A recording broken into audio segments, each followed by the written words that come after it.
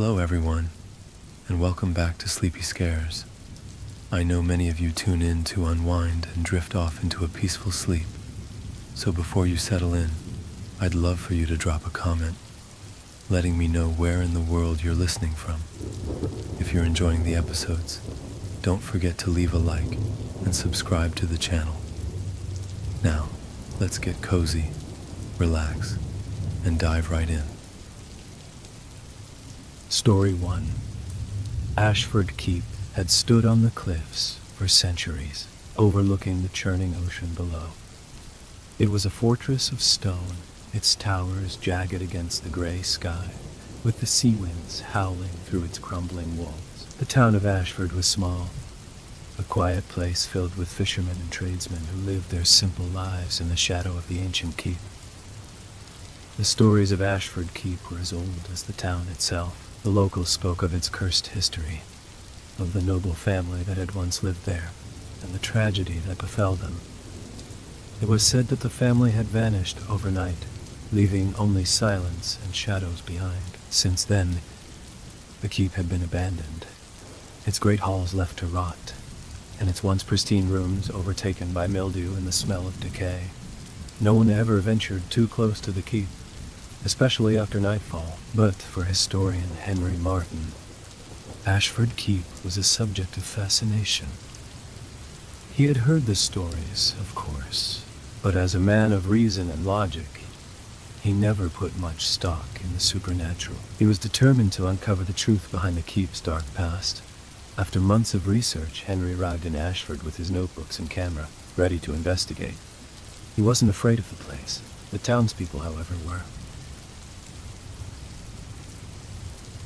They warned him again and again, speaking in hushed voices about the darkness that had once taken root in the keep. But Henry was undeterred. He rented a small room in the inn and spent his days in the town library, poring over old journals and faded maps. The more he learned about the keep, the more he became intrigued by the family who had lived there. The Ashfords were wealthy, their lineage stretching back hundreds of years. But their fortune had come to an abrupt end when their heir, William Ashford, had mysteriously disappeared. According to the journals Henry found, the young heir had been last seen in the keep on a stormy night, walking alone toward the cliffs. No one knew what had happened to him, but it was rumored that his disappearance was tied to an ancient curse that had plagued the family for generations. That night, Henry made up his mind.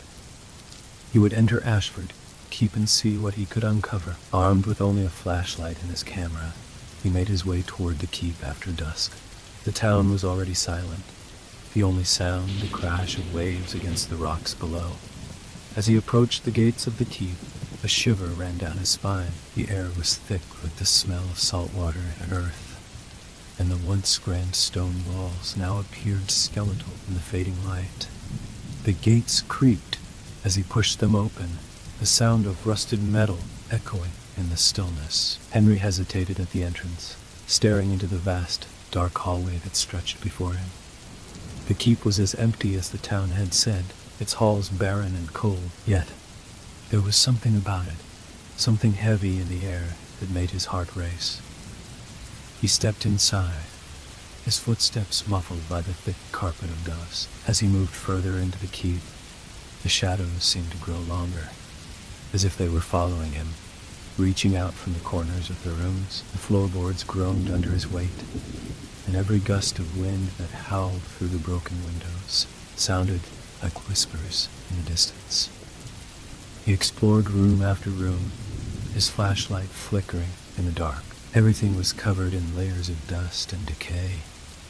The grand dining hall, once filled with laughter and music, was now silent, its chandeliers long gone, and the portraits of the Ashford family that lined the walls had been obscured by time. But in the far corner of the room, something caught his eye. A faded tapestry, still hanging from the wall, depicted a scene that was unfamiliar to Henry. It showed a man standing on the edge of a cliff, looking out over a stormy sea, while shadows seemed to curl around his feet, as if they were alive. The man in the tapestry looked eerily familiar, almost like a portrait of the missing William Ashford, but Henry wasn't sure. He leaned in closer to study the image when he heard something behind him.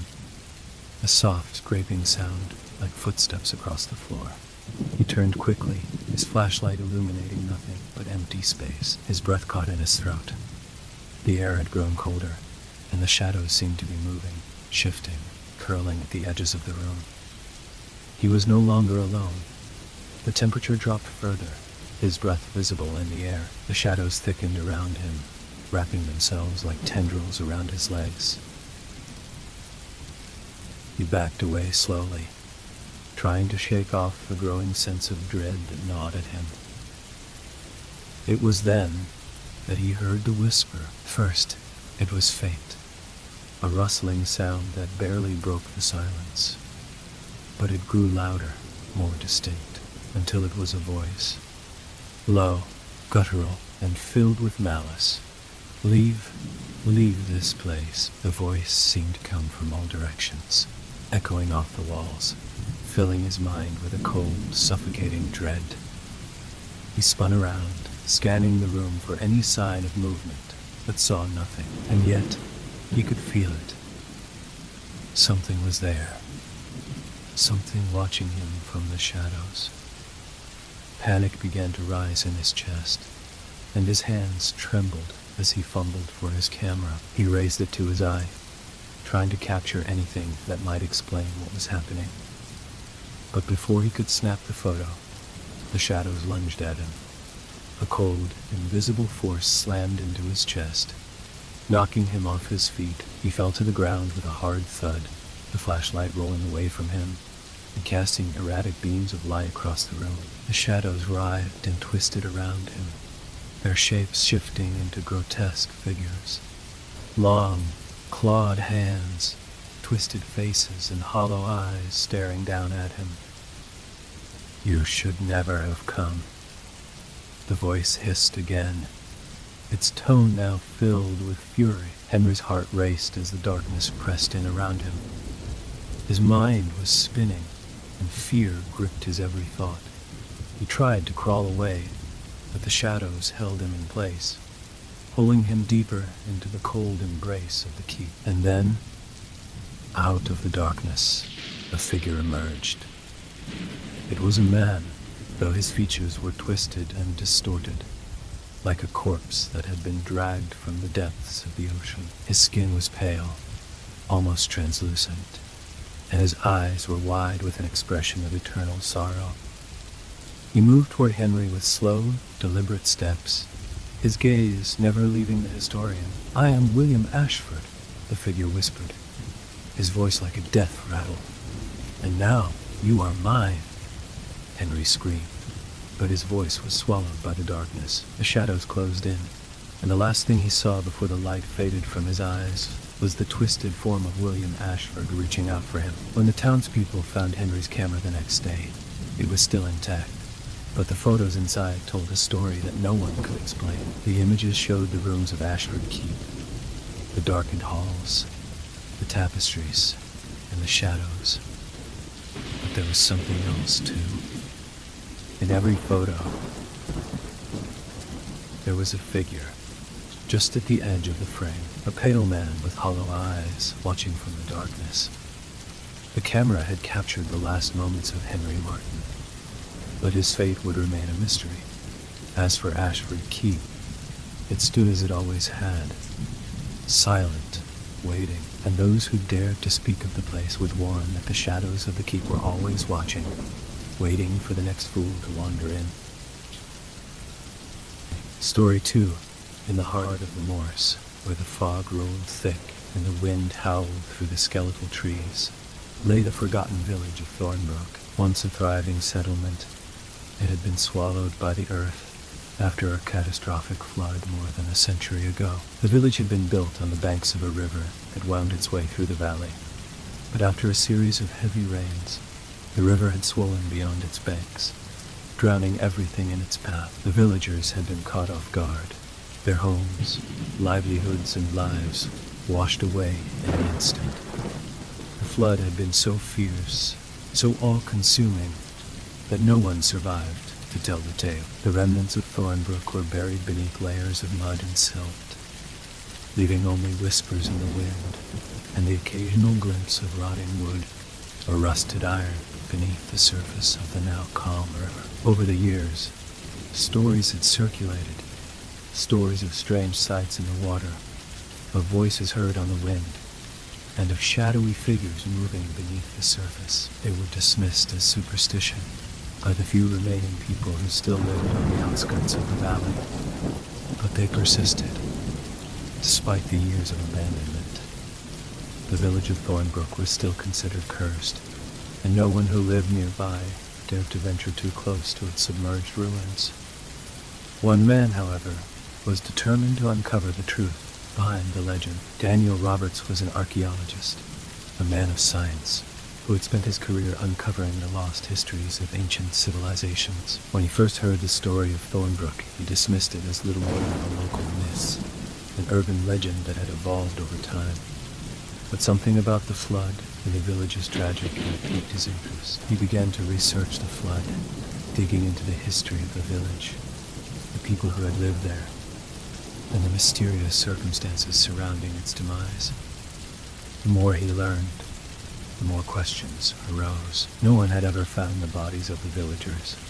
The flood had been sudden, overwhelming, and brutal, yet not a single corpse had been recovered. It was as if the villagers had simply vanished. Armed with his research, Daniel set out for Thornbrook. He arrived on a dreary autumn morning, the air thick with mist. The river, which had once been a mighty force, was now calm, its waters slow and deceptively peaceful. The village was nowhere to be seen, of course, for it had been swallowed by the land long ago. But Daniel had a map, old and faded, showing the locations of the village's former streets, homes, and buildings. He was determined to uncover what remained.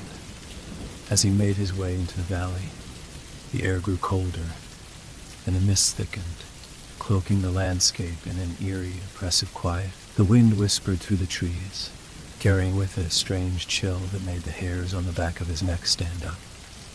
Daniel ignored the uneasy feeling that settled in his stomach. He was here for answers, not to let fear control him. He followed the map until he came to the spot marked as the center of the village. There, beneath the surface of the water, he saw something strange. A large, dark shape seemed to pulse beneath the surface, moving slowly in the current. At first, he thought it might be a sunken building or the remnants of an old pier. But as he watched, the shape began to shift, its outline blurring and reforming, as if something beneath the water was alive. He leaned in closer, his breath fogging the air as he peered down into the river. Then, for just a moment, the water cleared. He could see the shape more clearly now. It was the faint outline of a house, one of the village's homes, its foundation still intact.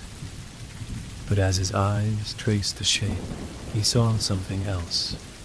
In the window of the house, there was a figure, tall, thin, and shrouded in shadows. Daniel's heart raced. His first instinct was to step back, but something held him in place. The figure in the window had no face, only a darkness that seemed to swallow the light around it. The more Daniel stared, the more the figure seemed to grow, its form stretching and distorting, as if it were reaching out to him. The silence around him deepened, and then, just as suddenly as it had appeared, the figure was gone. The water rippled, and the vision vanished. Daniel blinked, trying to shake off the sense of dread that had washed over him. He took a deep breath and stepped back from the riverbank, his thoughts racing. What had he just seen? His mind told him it was just a trick of the light, a hallucination caused by the isolation of the place and the hours he had spent walking the valley. But deep down, he knew that what he had seen wasn't a trick. It was real. He continued his exploration of the valley, but the strange feeling never left him. As he made his way further into the area marked as the town square, he came across something even more unsettling. A stone marker half submerged in the mud, was etched with names, names that he recognized from his research. These were the villagers who had lived in Thornbrook, the ones who had perished in the flood. But as he knelt to examine the stone, he realized something horrifying. The dates on the stone didn't match up.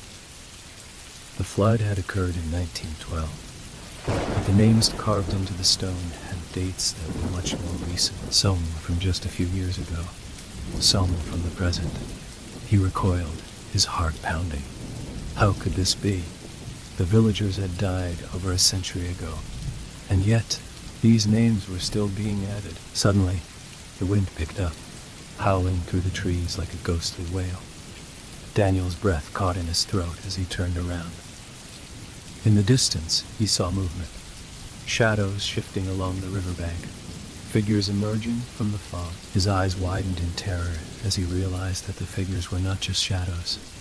They were people, pale, gaunt, and with eyes that reflected no light. The figures moved with a jerky, unnatural motion, as if they were puppets being controlled by unseen strings. Daniel stumbled backward, his mind screaming for him to run, but the figures were closing in on him, their movements slow but deliberate. They circled around him, their hollow eyes fixed on him. Then one of them spoke in a low, rasping voice. A voice that sounded like it was coming from the depths of the earth. "You shouldn't have come," it said, its words laced with malice. "You should have stayed away." Daniel's breath caught in his throat as another figure stepped forward. It was a woman, her face twisted in a grotesque expression of pain. Her eyes, wide and unblinking, stared directly into his soul. "The flood didn't take us," she whispered. "We never left. We're still here." The figures closed in, their hands reaching toward him, their fingers cold and clammy. Daniel's heart raced as he turned and bolted, running through the misty valley, the figures following him, their footsteps echoing in the silence. He ran till he could run no more, until the sound of his own breathing drowned out everything else. But the village of Thornbrook was never far behind. It was always there, watching, waiting for the next soul to wander too close. When Daniel was found days later, half-conscious and disoriented, he spoke of the figures of the drowned village and of the cursed souls that still roamed the riverbanks. But no one believed him, and the village of Thornbrook remained, buried beneath the waters, waiting for the next curious soul to wander in and become part of its dark history. Love. Story 3. In the northernmost region of the country, where the mountains loomed like giants against a dim and ever-clouded sky, there sat a small village named Evershade. The village was isolated from the world, nestled within a valley so deep that the sun could only peek over the peaks for a few hours each day. It was a place where time seemed to move slower, where the air was always thick with mist, and the land was draped in an eternal twilight. But the village of Evershade was not only known for its remoteness, it had a legend that was passed down through the generations, the legend of the Lantern Keeper. The Lantern Keeper was said to be a spirit who haunted the village after dark, guiding lost souls through the fog that blanketed the valley. The spirit, according to the old stories, was once a man named Elias Thorne, the last of a long line of lantern keepers who had tended to the village's lighthouse for over 200 years. Elias had inherited the task from his ancestors, each of whom had mysteriously vanished during the course of their duty. The villagers never thought much of it, dismissing the disappearances as accidents or natural causes. But one night, Elias Thorne disappeared as well. It was on the eve of a fierce storm that no one saw coming. The winds howled like banshees, and the sea raged violently against the cliffs. The villagers heard the sound of Elias's lantern, a single, mournful bell-like ring that echoed through the storm. But when the storm passed, there was no sign of him, nor the lantern that had been his constant companion. The lighthouse, which had been a beacon for sailors, remained dark, its light extinguished forever. In the days that followed, the villagers claimed they could hear the faint sound of a bell tolling through the fog, a rhythmic, sorrowful chime that seemed to come from nowhere. And soon after, strange things began to happen. People would disappear in the night, vanishing without a trace, only to return days later, disoriented and whispering about the lantern keeper. It was said that if you found yourself lost in the fog, you would see a faint glow in the distance, a lantern swinging back and forth, its light flickering like a candle in the wind. If you followed that light, you would be led safely back to the village. But there was a price. The spirit of Elias Thorne would claim a soul to replace the one he had helped. No one had ever seen the lantern keeper clearly. No one except the missing villagers who had returned. Changed, their eyes vacant, and their minds forever clouded by the fog they had wandered through. That was the curse of the lantern keeper. Ethan Winters had grown up in Evershade, and like all the others, he had heard the stories. He had never believed them, of course. Such things were for children, for those with imaginations far too active. Ethan was a practical man, a scholar of the natural world, and he had always dismissed the ghost stories of the village as nothing more than superstition. But when his mother fell ill, and no doctor could find a cure, Ethan began to search for answers in the village's oldest records. He had heard rumors that the curse of the lantern keeper could be lifted, that the spirit could be laid to rest, but no one dared speak of it openly. The villagers were afraid. The few who had attempted to break the curse were never seen again. Still, Ethan was determined. One foggy night after his mother's condition worsened, he decided to venture to the lighthouse. If there was even the smallest chance of finding a way to end the curse, he would take it. The village was eerily quiet as he made his way up the narrow path that led to the cliff's edge, the fog thickening around him with each step.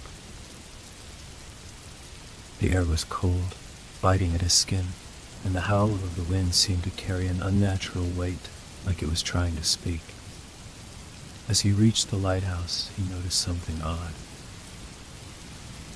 The lantern's light was still burning faintly at the top of the tower, its glow flickering as if struggling against the night.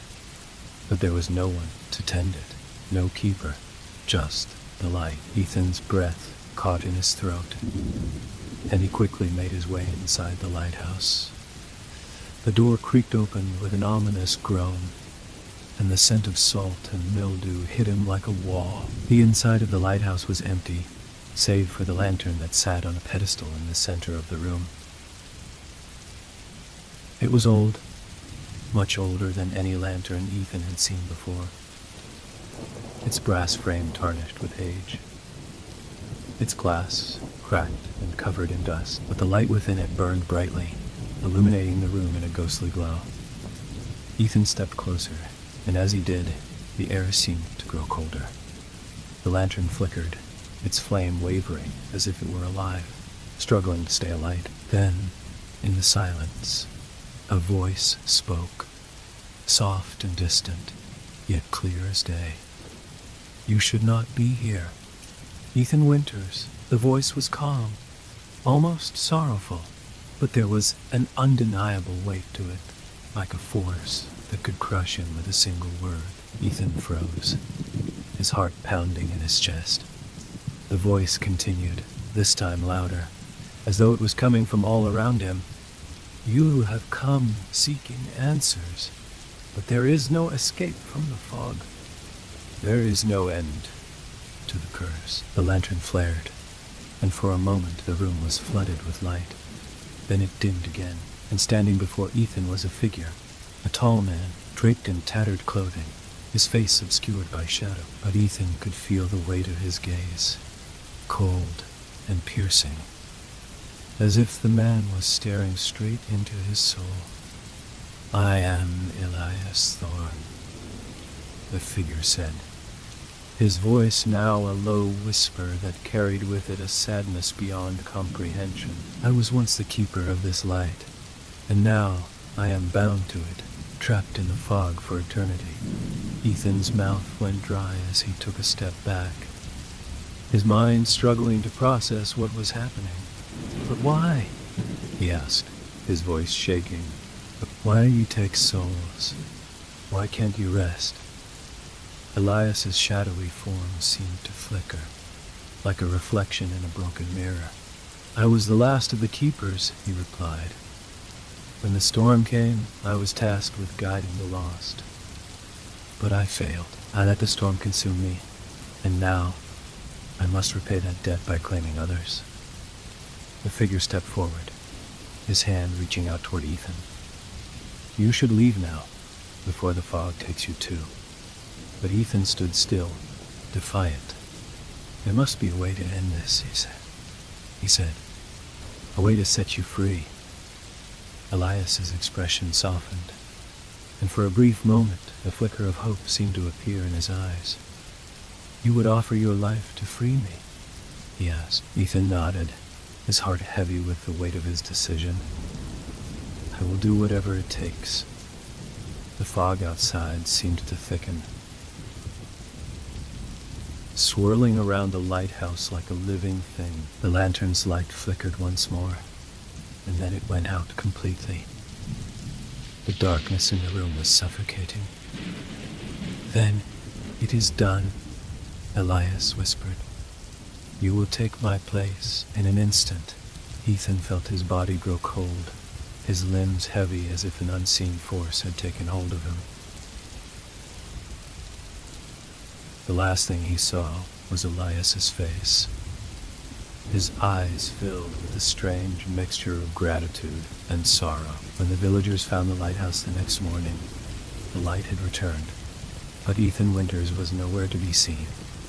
His mother's condition never improved, and soon after, the fog that had enveloped the village for so long seemed to recede. But those who looked close enough would sometimes see a faint glow on the cliffs at night. The light from the lantern swung gently in the wind, casting long, haunting shadows over the village below.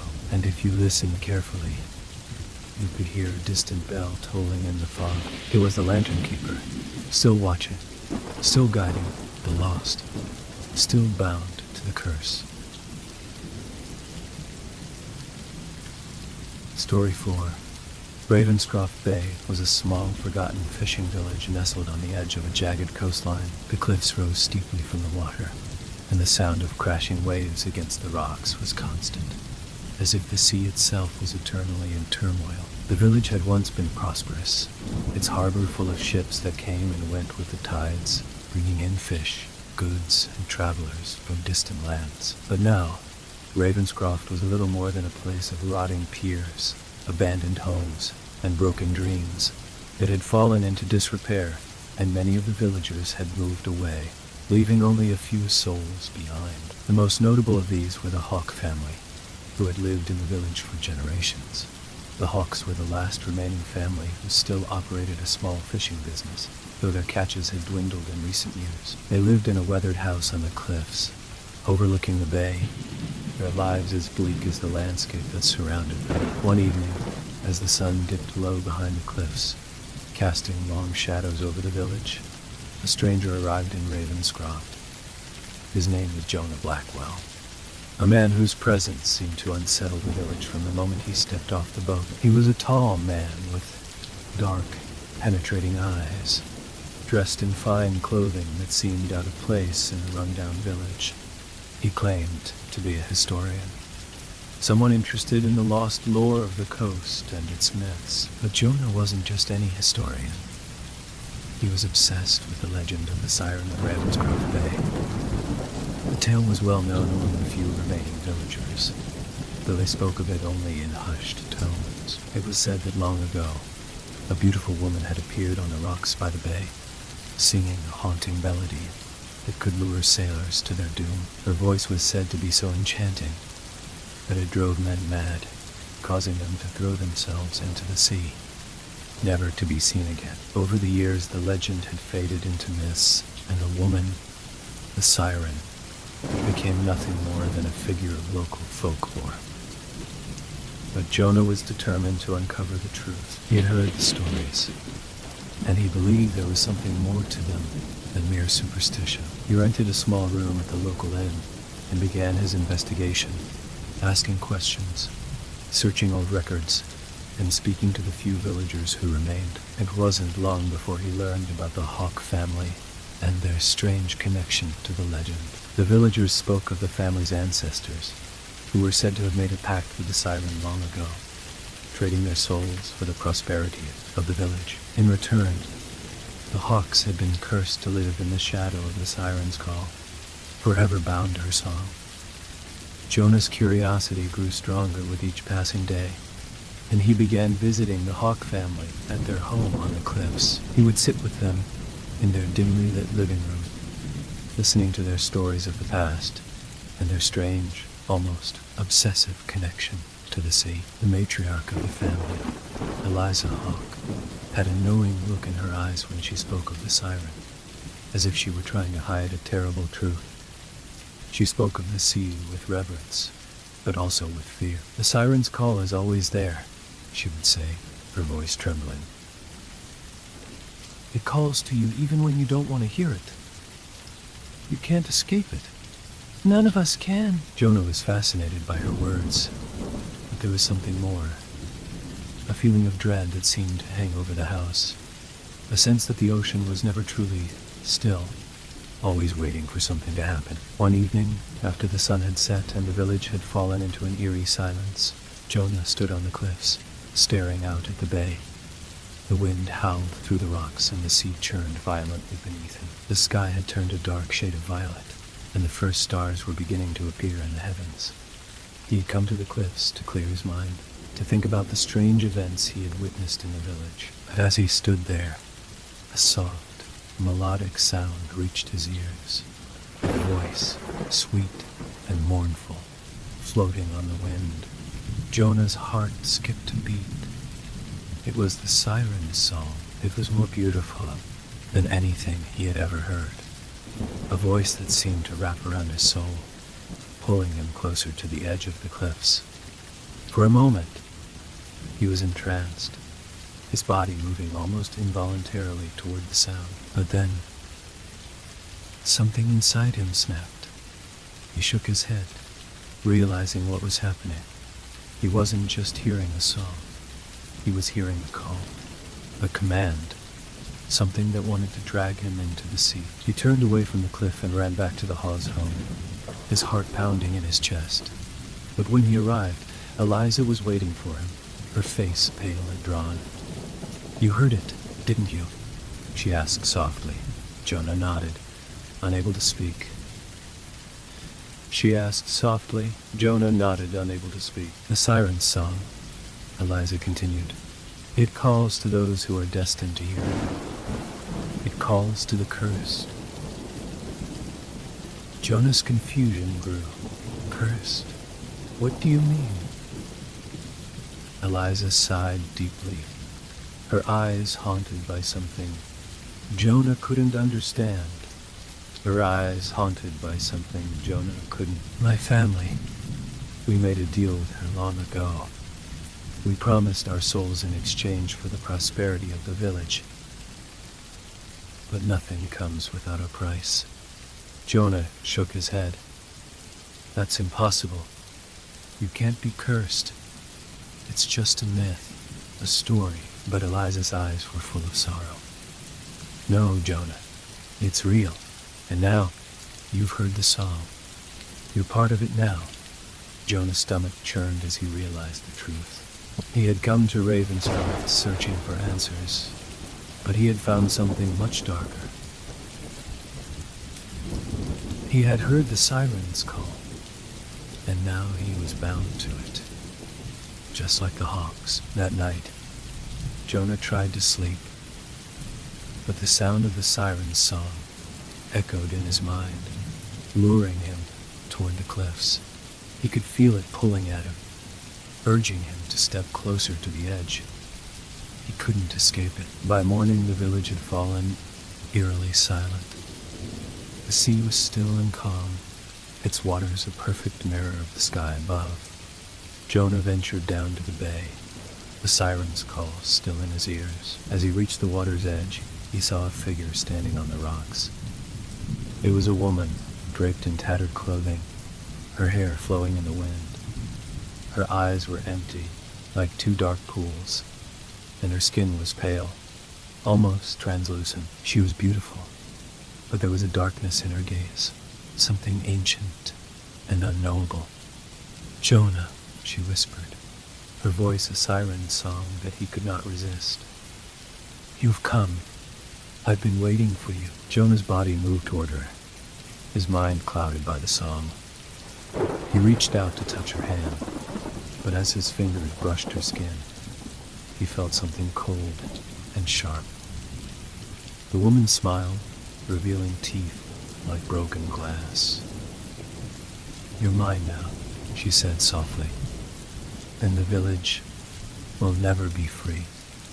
Jonah's scream was swallowed by the crashing waves as he fell into the sea, his body pulled under by the weight of the siren's curse. The villagers never saw him again, and the siren's song continued to echo through Ravenscroft Bay, calling to those who dared to listen, drawing them into the depths of the ocean where they would never escape. The curse of the siren remained unbroken, and the village of Ravenscroft continued to sink into obscurity, its shores haunted by the lost souls who had answered her call. Story 5. Hemlock Hollow was a small, quiet town nestled deep within a dense forest, hidden away from the world by miles of thick trees and winding roads. The town had been founded over 100 years ago by a group of settlers who had fled from more populated areas in search of peace and solitude. Over time, however, the tranquility of Hemlock Hollow began to slip away. Strange occurrences became more frequent, and the once thriving community started to unravel. The town had never been large, just a few dozen families living in humble wooden houses, with a single main street lined with shops that had long since closed their doors. A small cemetery lay just beyond the edge of town, its crumbling tombstones a silent reminder of the generations who had come and gone. But it was the forest that loomed above the town, like a great, ever-watchful sentinel. The trees grew so tall and close that they seemed to block out the sky, and the deep shadows within them felt like a living presence, watching and waiting. The locals rarely ventured into the woods, save for the occasional hunter or trapper. There was an old saying in Hemlock Hollow, "The forest remembers." Few knew what it meant, and fewer still dared to ask. But all had heard the stories. Stories of people who had wandered into the woods, never to return, and those who had, who spoke of things they saw, things they couldn't explain. Sarah Hayes had lived in Hemlock Hollow all her life. She had grown up in one of the last remaining homes on the main street, her family having lived there for generations. Her father was a carpenter, her mother a seamstress, and Sarah had always felt a deep sense of pride in her heritage. She had heard the stories, of course, but she had never taken them seriously. The townspeople were superstitious, she thought, clinging to old myths that had no place in the modern world. But as Sarah grew older, she began to notice the strange way the town seemed to shift after dark. The air grew colder, the streets emptier, and the sound of the wind through the trees became an eerie whisper. It was as if something was waiting just beyond the edges of her perception, something that wasn't quite right. One autumn evening, after the last of the summer warmth had faded, Sarah received an invitation to the town's old meeting hall, a weather-beaten building at the edge of Hemlock Hollow. The town had decided to hold a gathering, a chance for the remaining townsfolk to meet and discuss the future of their fading community. Sarah arrived to find the hall dimly lit, the air thick with the scent of damp wood. The walls were lined with old, faded photographs of the town's founders, their faces worn with time. A small group of people had gathered, sitting in a circle at the center of the room. Among them was Jonah Marshall, the town's unofficial historian and the source of most of the town's folklore. Jonah was an older man with a face carved from years of worry, his eyes clouded with a distant, knowing look. Sarah took a seat beside him, sensing the tension in the room. Jonah greeted her with a grim nod. "It's good to see you, Sarah," he said, his voice hoarse. "I fear we're running out of time." Sarah frowned. "Running out of time? What do you mean?" Jonah didn't answer immediately. Instead, he gazed out the window at the forest beyond. The trees seemed to sway in a wind that wasn't there, their branches twisting unnaturally, like dark fingers reaching for the sky. "The hollow is changing," Jonah said quietly. "The forest is waking up, and soon it will claim what's left." Sarah had heard such talk before, but this time the fear in Jonah's voice made her pause. "You're not making any sense," she said. You're my warriors." "You're not making any sense," she said. "What's happening to the town? What is it that you think is out there?" Jonah's eyes met hers, and for the first time, she saw something more than just the weariness of age. There was a deep, palpable fear in them. "It's the hollow itself," he said, his voice barely above a whisper. "It's alive. It has been for a long time, and it's hungry." Sarah stood up, shaking her head. "You've been reading too many of your own books, Jonah. You've been reading too many of your own books, Jonah. The town is just dying, that's all. People move away. Businesses close. It's nothing more than that." But Jonah's gaze never left her, and the others in the room fell silent, their eyes lowering to the floor. Jonah continued, his voice trembling with urgency. "You don't understand. The forest isn't just trees and soil. It's a living thing. A presence that has been watching over this town for centuries. And now it wants something." He paused, taking a deep breath. "It wants to be fed." Sarah's blood ran cold. She had heard stories of ancient forests and cursed lands, but she had always dismissed them as mere superstition. Now, in the dim light of the meeting hall, those stories seemed all too real. "What does it want?" she asked, her voice barely above a whisper. Jonah's face hardened. "It wants the blood of the living. It feeds on fear, on suffering. It's been drawing people in, one by one, for years." Sarah felt a chill run through her. The room seemed to grow colder, the air thick with dread. Jonah's voice grew quieter. "I've seen it. I've heard its whispers in the trees, felt its fingers brushing against my mind. And it's coming for us. It's coming for you, Sarah."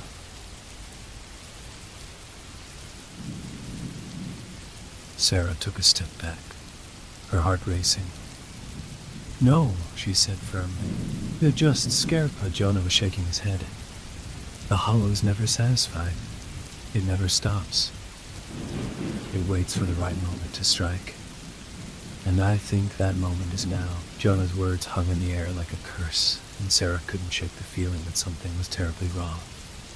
As the meeting ended, she left the hall with a sense of unease gnawing at her gut. The town felt different, the air thicker, as if the very ground beneath her feet had changed.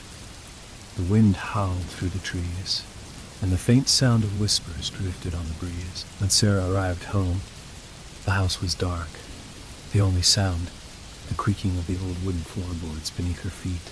She tried to shake off the fear that clung to her, but it lingered, growing stronger with each passing minute. She sat down at the kitchen table, trying to focus on something, anything, to distract herself. But as she sat there, a low, rumbling growl echoed through the walls of the house. The sound seemed to come from deep within the earth, a tremor that reverberated in her bones. Sarah's eyes went wide. She grabbed a flashlight and rushed outside, her breath visible in the cold night air. The trees loomed ominously in the distance, their shadows stretching unnaturally long. And then she saw it, a figure standing at the edge of the forest, just beyond the line of trees. It was a man, or at least it looked like one, but his face was obscured by shadows. His body was hunched, twisted, as if something had warped him. Sarah's heart pounded in her chest as the figure took a step forward. The growl grew louder, more distinct. It was coming from the forest itself, like some ancient beast waking from a long slumber.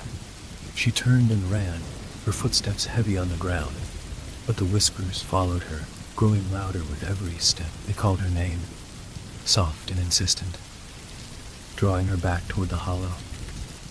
The trees swayed as if they were alive, their branches reaching for her, pulling her closer. Sarah stumbled, falling to the ground as the whispers grew deafening. She looked up, her eyes wide with terror. The figure was no longer standing at the edge of the forest. It was right in front of her, its eyes glowing with an unnatural light. "It's time," the voice whispered low and chilling. "Time to feed." Before Sarah could react, the ground beneath her gave way, and she was swallowed by the earth itself. The last thing she heard was the distant sound of the trees, whispering, calling, feeding. The people of Hemlock Hollow never saw Sarah again, and though the town continued to exist for a few more years, it slowly faded into obscurity. Its existence, little more than a forgotten memory. The forest, however, never stopped watching.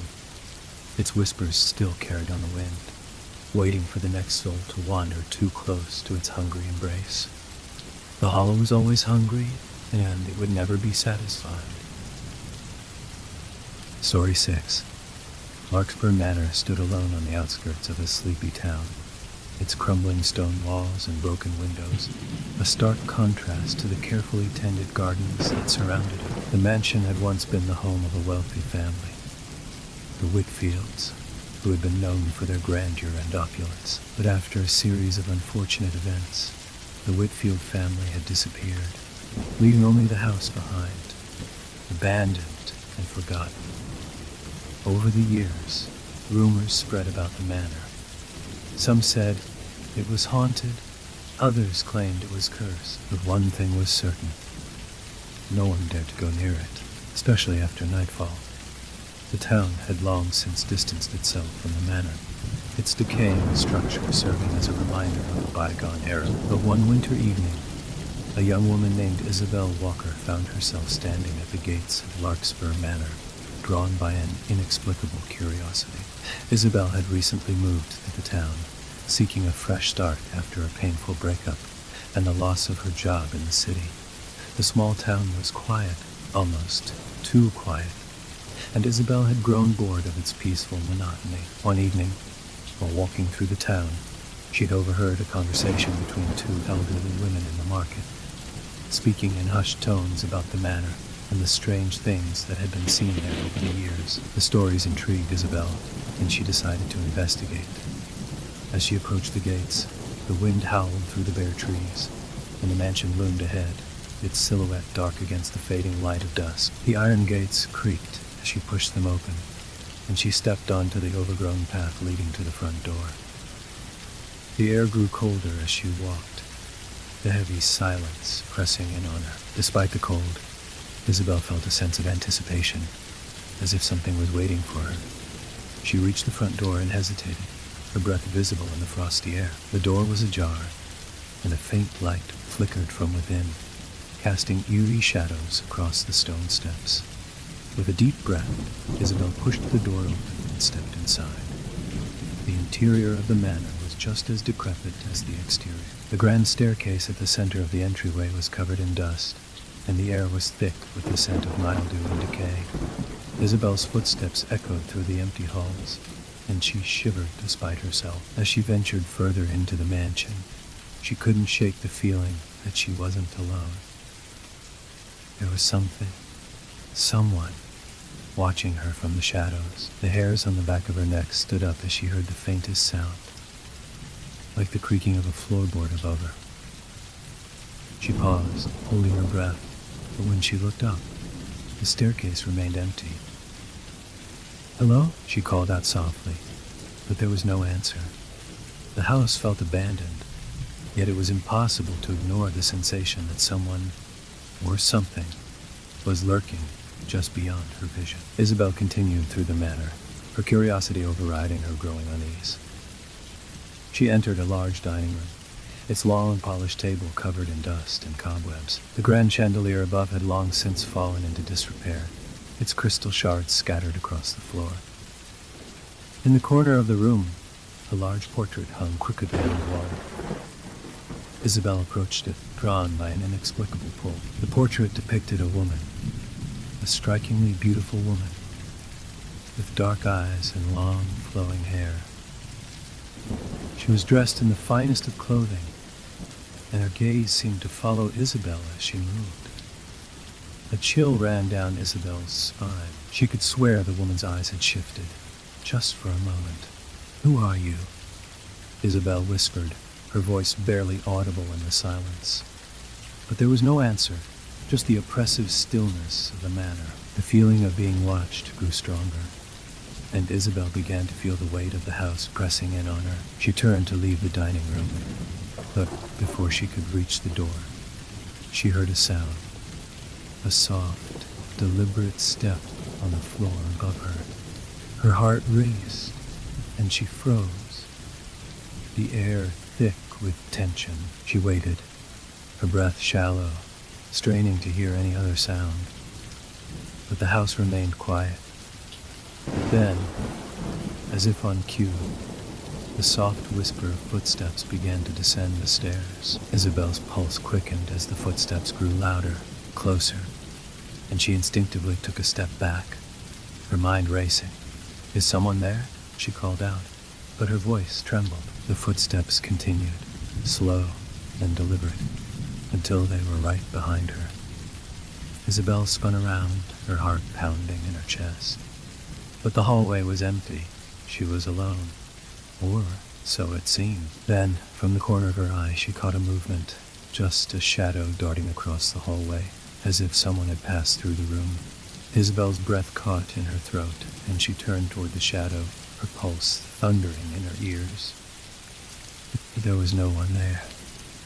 The hallway was still. The silence was suffocating.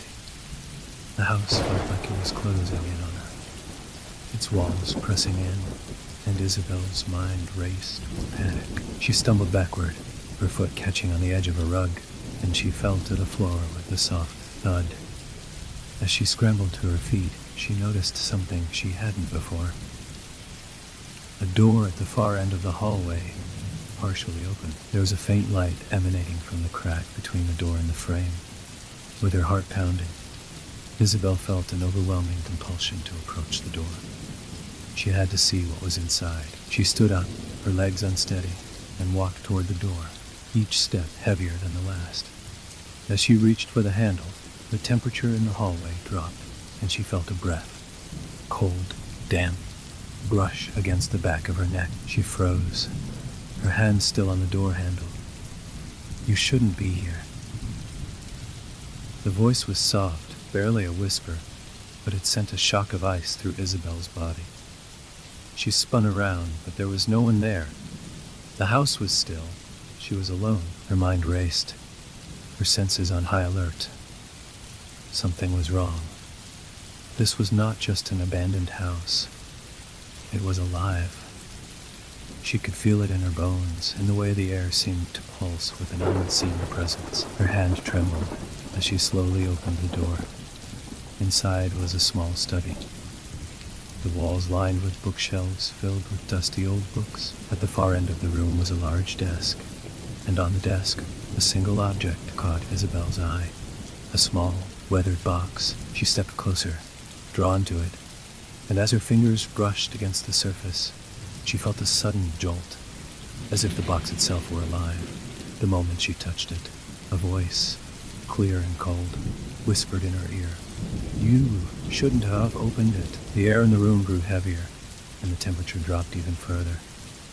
Isabel's breath came in ragged gasps as she backed away from the desk, her mind spinning. She turned to leave, but the door slammed shut behind her with a deafening bang. Isabel gasped, her heart racing, and she spun around to face the room.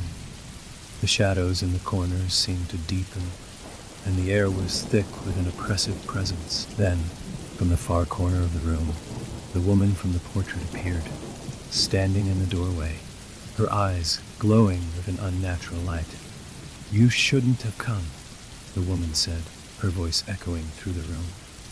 "Now you'll never leave." The woman took a step forward, her movements slow and deliberate, her dark eyes never leaving Isabel. "The Watcher never lets anyone go." Isabel backed away, but the shadows seemed to stretch out toward her, wrapping around her like cold fingers. She could feel the weight of the house pressing in on her, suffocating her, and the whispers grew louder, swirling around her, filling her mind with madness. She turned and ran, but the doors wouldn't open. The walls closed in. Larkspur Manor had claimed her, just as it had claimed so many others before her. As the house fell silent once more, the Watcher stood in the shadows, waiting for the next curious soul to come searching for answers. Story 7. Nestled on the edge of a forgotten village, laid St. Edmund's Church, its bell tower looming over the empty streets like a silent sentinel. The church, once a vibrant center of community life, had been abandoned for decades, its bell now long silent. Its faded stone walls and cracked windows told a story of neglect, but there was something far darker hidden beneath the church's deteriorating exterior. It was a place few dared to approach, and for good reason. The village had once been known for its prosperity, a thriving community where families had lived for generations. But then, a series of strange occurrences began. Cattle died under mysterious circumstances, crops withered in the fields, and a creeping sickness spread through the population. One by one, the villagers left, abandoning their homes and businesses to the ravages of time. Only a few remained, their eyes haunted by memories of the horrors that had unfolded. The church, however, remained. Its bells were never heard again, and its doors remained firmly locked. The villagers spoke in hushed tones about the curse that had been placed upon the church.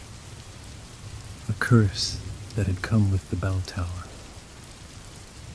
They said the bell, when it had last tolled, had awakened something dark, something that still lingered in the tower. No one who had ventured into the church had returned. Over the years, the tower had become an object of fear, its dark presence casting a long shadow over the once thriving village. But that didn't stop James Montgomery. He had always been the curious type, the kind of person who couldn't resist the allure of a mystery. When he had heard the stories of St. Edmund's Church and its cursed bell tower, he had been drawn to it. The small village, now little more than a ghost town, was a place of fascination for him, and the church seemed like the perfect place to explore. Armed with nothing but a flashlight and a camera, James arrived at the church on a crisp autumn evening. The air was thick with fog, and the sky above was a dull gray, as though the sun had forgotten how to shine. The church loomed ahead, its silhouette barely visible through the mist. The large wooden doors stood open, as if inviting him in. Without hesitation, James stepped inside. The interior of the church was as desolate as its exterior, with dust and debris scattered across the floor. The pews were long since abandoned, their wood rotting and falling apart. The air was thick with the smell of mildew and decay. Despite the eerie silence, James felt an odd sense of calm wash over him. He had explored many abandoned places before, but there was something different about this one, something unsettling. He made his way toward the altar, the faint sound of his footsteps echoing through the empty hall. His flashlight flickered as he scanned the room, the beam of light dancing across the old stone walls. It was when he turned his gaze toward the bell tower that he felt it, a cold, creeping sensation that crawled up his spine. The tower was a dark, imposing structure at the back of the church, its narrow windows like empty eyes staring down at him. The bell, which had once hung proudly above the village, now lay abandoned in the tower, its ropes dangling uselessly. Something about the bell seemed raw. The feeling of being watched intensified as James approached the base of the tower. The staircase that led up was narrow and steep, the steps creaking under his weight. As he ascended, the air grew colder, the temperature dropping with each step. The walls of the tower were damp, and the faint sound of dripping water echoed in the stillness. The higher James climbed, the more oppressive the atmosphere became. The silence was deafening, broken only by the occasional groan of the building as it settled. At the top of the tower, James found the bell, its massive shape shrouded in shadow. The ropes that once controlled it hung like twisted vines, swaying gently in the wind. There was no mechanism left to ring the bell, yet James couldn't shake the feeling that something was waiting, something ancient, something angry. He approached the bell cautiously, his flashlight flickering as he shone it across the bell's surface. The metal was cold and covered in a thick layer of dust, but as James examined it closer, he noticed something strange, a faint symbol etched into the metal.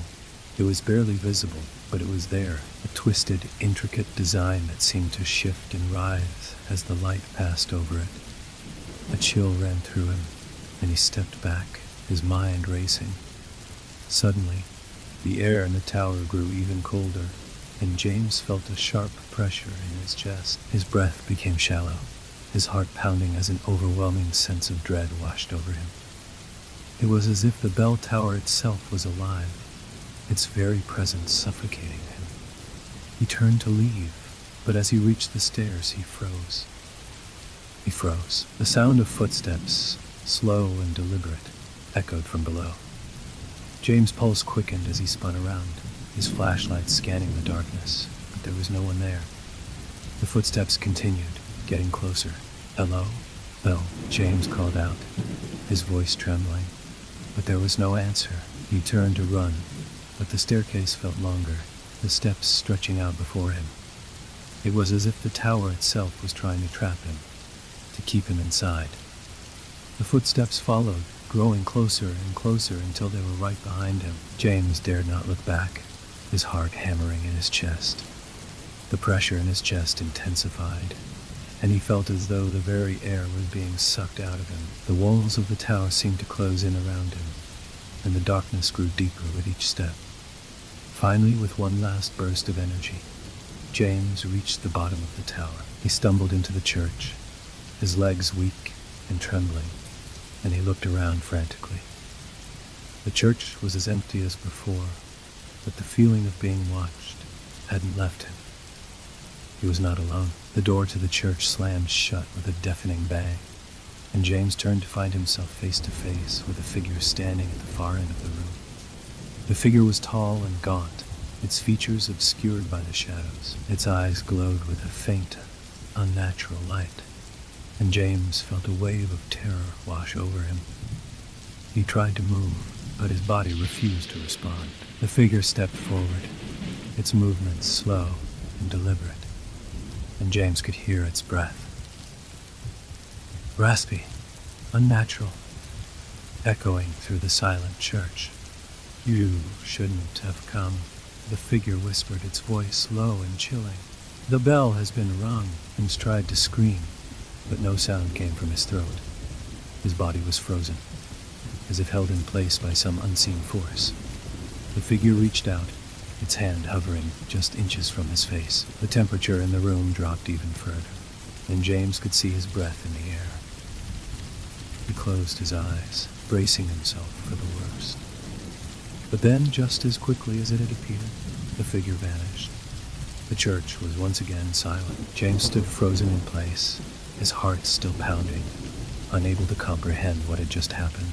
The bell tower had claimed him, just as it had claimed the others before him, and the curse of St. Edmund's Church would continue, waiting for the next fool to come seeking answers. Story 8.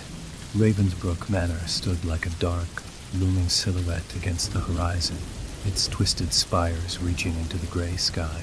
The mansion had been abandoned for as long as anyone could remember, its once grand exterior now crumbling and decayed. Ivy clung to the stone walls like a creeping infection, and the windows, long shattered, reflected only the emptiness inside. The manor had once belonged to the Ravens, a wealthy family who had mysteriously disappeared without a trace over 50 years ago. Since then, the village nearby had been shrouded in rumors, whispers of strange lights seen flickering the windows at night, the sound of muffled footsteps echoing in the empty halls, and the occasional glimpse of a figure standing motionless in the top floor window. None of the villagers dared to venture near the manor, and over time, it became little more than a forgotten relic of the past. But for Eric Thompson, the manor was an irresistible mystery. He had always been fascinated by the stories of abandoned places and the supernatural, and Ravensbrook Manor was the perfect subject for his latest investigation. Armed with a camera and a notebook, Eric made his way to the manor one late autumn evening. The village was quiet as he walked along the overgrown path leading to the gates, his breath visible in the chilly air. The trees surrounding the manor seemed to grow taller and thicker the closer he got, casting long, eerie shadows across the ground. As he approached the iron gates, he noticed that they were slightly ajar, as though inviting him inside. With a deep breath, Eric pushed the gates open and stepped onto the grounds. The estate was eerily silent, save for the occasional rustle of leaves in the wind. The manor itself loomed in the distance, its dark windows like eyes watching him, and Eric couldn't shake the feeling that something was waiting for him. He reached the front door, its once grand appearance now reduced to a rotting frame and splintered wood. The door creaked as he pushed it open, the sound echoing in the stillness of the manor. Inside, the air was thick with dust and decay, the scent of mildew heavy in the air. The grand foyer was a shadow of its former self, the once polished floors covered in layers of grime, and the walls were lined with faded portraits of the Ravens family. Eric's flashlight flickered as he stepped further into the manor, his footsteps the only sound in the oppressive silence. The feeling of being watched grew stronger the deeper he went. He could almost hear whispers, soft and distant, coming from the walls themselves. But when he stopped to listen, the house was still. "Hello," Eric called out into the darkness, his voice trembling slightly. Though he wasn't sure why, there was no answer, just the cold, empty air of the house. He moved on, his flashlight illuminating the worn furniture and crumbling decor, until he reached the grand staircase. The stairs creaked under his weight as he climbed, and he felt a sudden, inexplicable sense of dread wash over him. It was as though something was waiting for him at the top. As he ascended, a chill ran down his spine, and he quickened his pace, eager to reach the top. The air was colder here, the temperature dropping with each step, and the whispers seemed to grow louder. By the time he reached the second floor, the feeling of being watched had become overwhelming. His flashlight flickered again, and this time it went out completely, leaving him in total darkness. Eric fumbled for the spare batteries in his bag, but before he could replace them, he heard something, a faint, rhythmic sound, coming from the end of the hallway. It was a tapping, like footsteps, but slow and deliberate. He called out, his voice barely more than a whisper. The tapping continued, but it didn't answer. He turned toward the sound, his heart racing as he moved down the hallway, his senses heightened. The house felt colder now, the air thick with the weight of something unseen. At the end of the hallway, he saw it, a figure standing motionless in the doorway of one of the rooms. The figure was tall and thin, its features obscured by the darkness, but Eric could feel its presence, like a dark void sucking the light from the hallway. He stepped closer, his breath shallow and quick, but before he could reach the figure, it vanished, dissolving into the shadows. Eric stopped dead in his tracks, his mind racing. There was no way anyone could have moved that quickly. Not in this house. He was alone, or so he thought. Suddenly, the door to the room creaked open, and a cold gust of wind swept through the hallway, carrying with it the faintest sound of a woman's voice, soft and whispering, almost like a song. Eric couldn't make out the words, but the tone was haunting, and it sent a chill through him. Without thinking, he stepped forward, drawn by the sound. The door opened fully, revealing a room covered in dust and cobwebs. The walls were adorned with faded wallpaper, and the floor was littered with old furniture. In the center of the room stood a large mirror, its glass cracked and warped.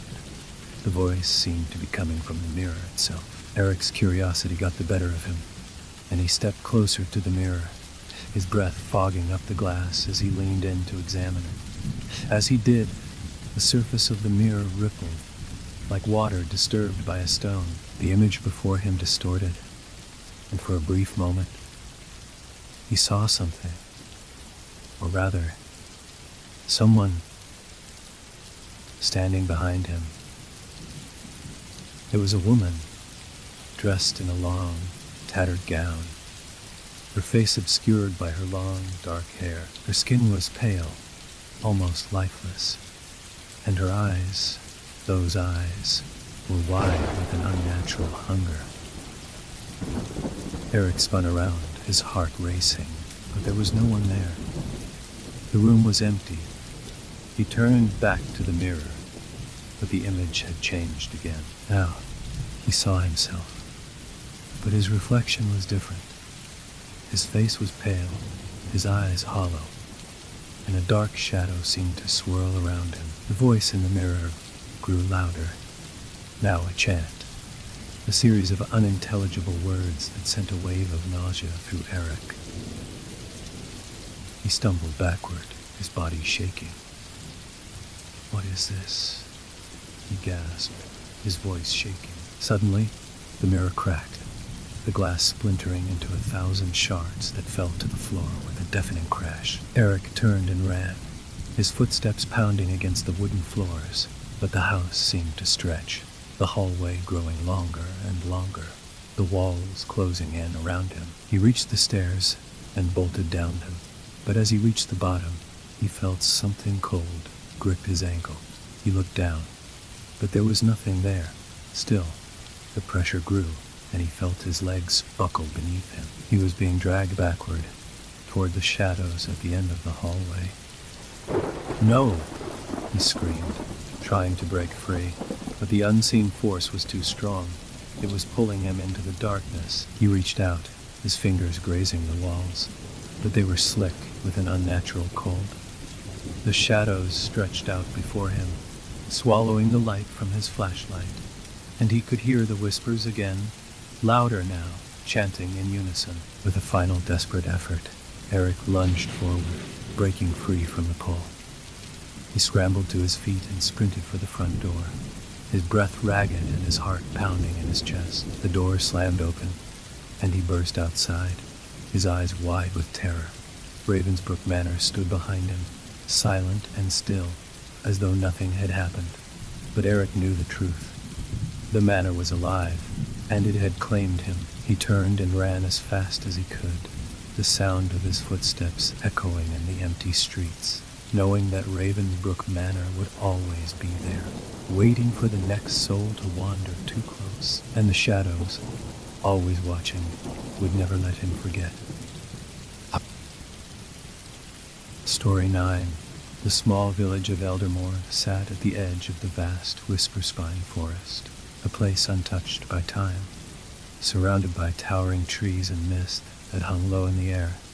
Eldermore seemed like a relic of an era long gone. The villagers lived quiet, simple lives, and for the most part, they kept to themselves, only venturing into the forest when absolutely necessary. Despite its isolation, Eldermore was prosperous. Its crops were always plentiful, and the animals healthy. But beneath the tranquility lay a secret, something the villagers feared to acknowledge but never dared to forget. The forest, once a place of bounty, had become an entity of its own. Whispers of strange happenings and sightings had persisted for generations. Old-timers spoke of the Vale, the deepest part of Whisperspine, where no one ventured. It was said to be cursed, a place where the earth itself seemed to shift, and the trees whispered secrets to those who listened too closely. For the most part, the younger generation dismissed these tales, but deep down, a lingering sense of dread clung to them, passed down through the stories of their ancestors. Sarah Williamson had heard the tales since childhood. Her grandmother had warned her never to stray too close to the forest, but the allure of the unknown had always tugged at Sarah's curiosity. Now, as an adult, the desire to uncover the truth behind the veil had grown too strong to resist. After hearing rumors of disappearances, Sarah decided to investigate the eerie woods herself, hoping to uncover whatever lay hidden within. On a cold autumn afternoon, Sarah packed a small bag and set out toward the edge of Whisper Spine. The air was crisp, and the wind seemed to carry the scent of damp earth and decaying leaves. She followed a narrow path that led deeper into the forest, the trees towering overhead like silent sentinels. The deeper she ventured, the more the world around her seemed to quiet. The rustling of leaves faded, and an unnerving stillness settled in the air. After what felt like hours of walking, Sarah found herself in a small clearing. At the center of the clearing stood a large, weathered stone, its surface etched with ancient symbols, worn by time and covered in ivy. The stone had an unsettling presence, as if it were watching her. Sarah took a step closer, her heart pounding in her chest. She could feel an odd vibration beneath her feet, like the ground itself was alive. As she reached out to touch the stone, a sudden gust of wind howled through the trees, sending a shiver down her spine. The whispers began, faint at first, like the distant murmur of voices. She paused, straining to hear. The voices seemed to grow louder, clearer, until she could make out words. "Leave," they said, echoing in her mind. "The veil is not for you."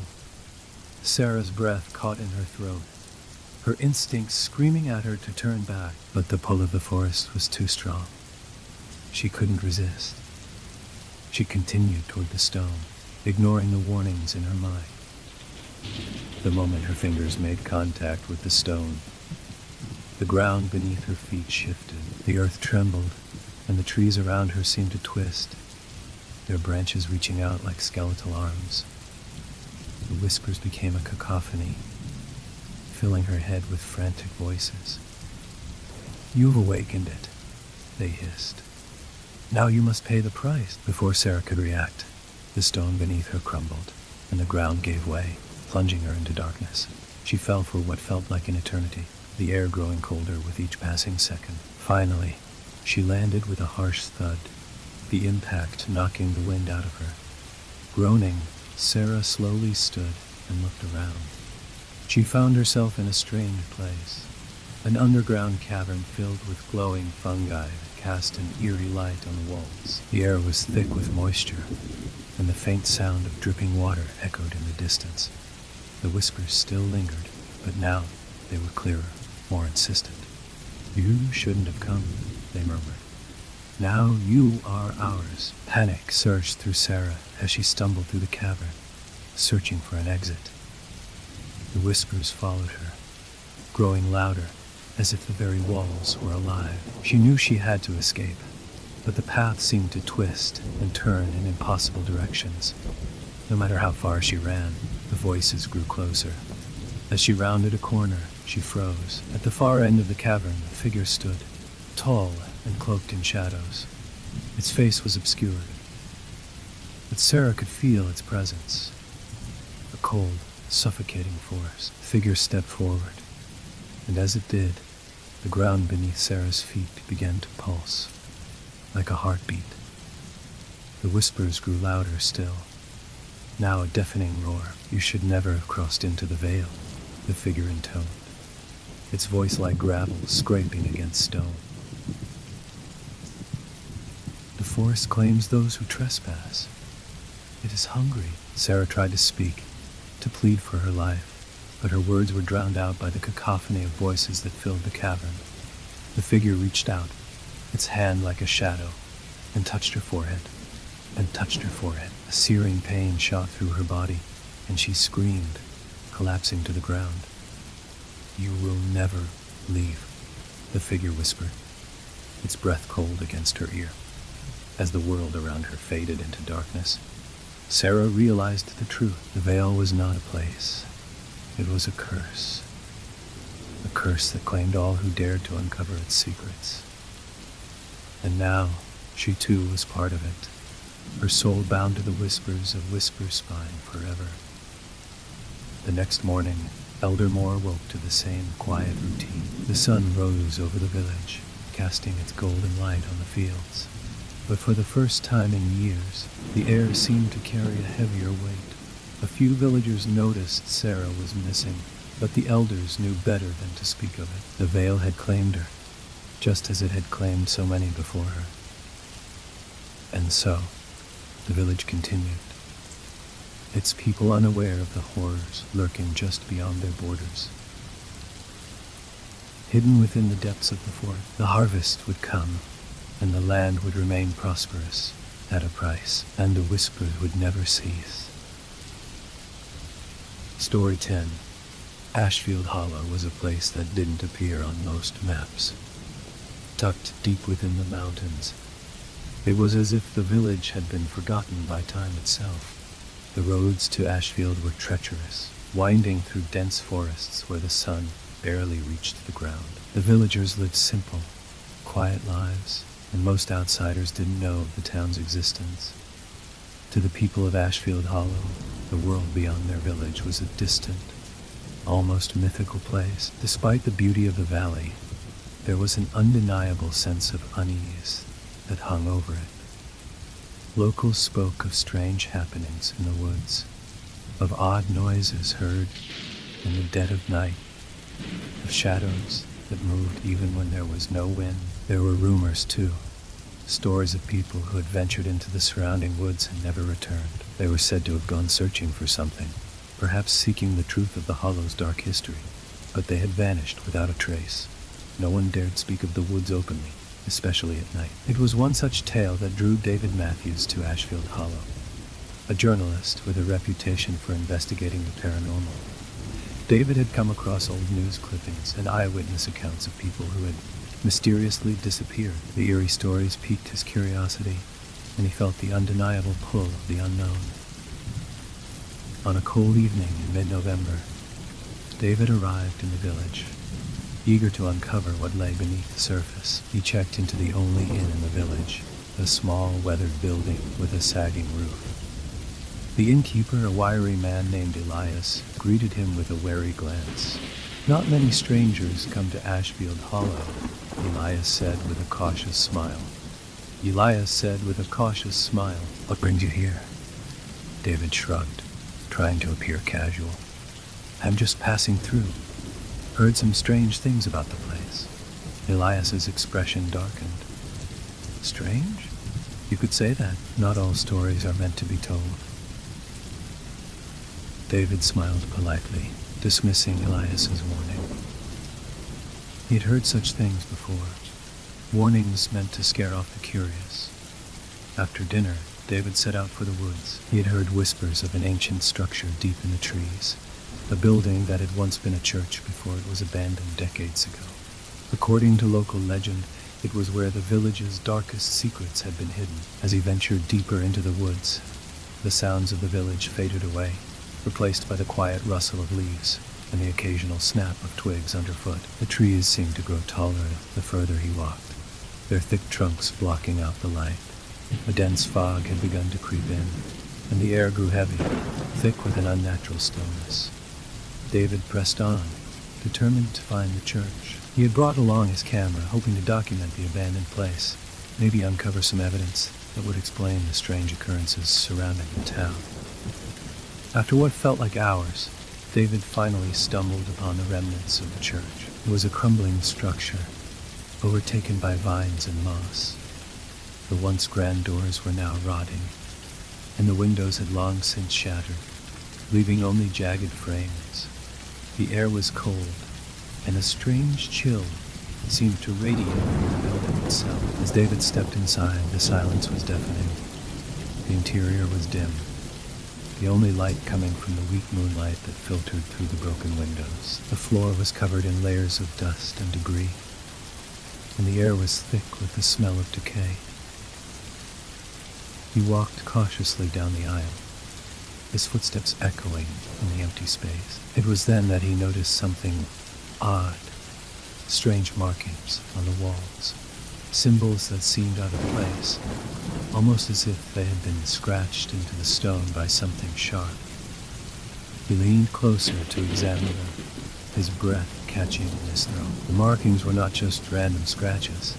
They formed a pattern, a series of symbols that seemed to shift and move when he looked at them. His heart pounded in his chest as he stepped back, his eyes wide with realization. "What is this place?" he whispered to himself. As he turned to leave, he heard something, a faint whisper that seemed to come from the shadows. He froze, straining to listen. The whispering grew louder, more insistent, until it became a chant. "Leave. Now." The voice was low, almost inhuman.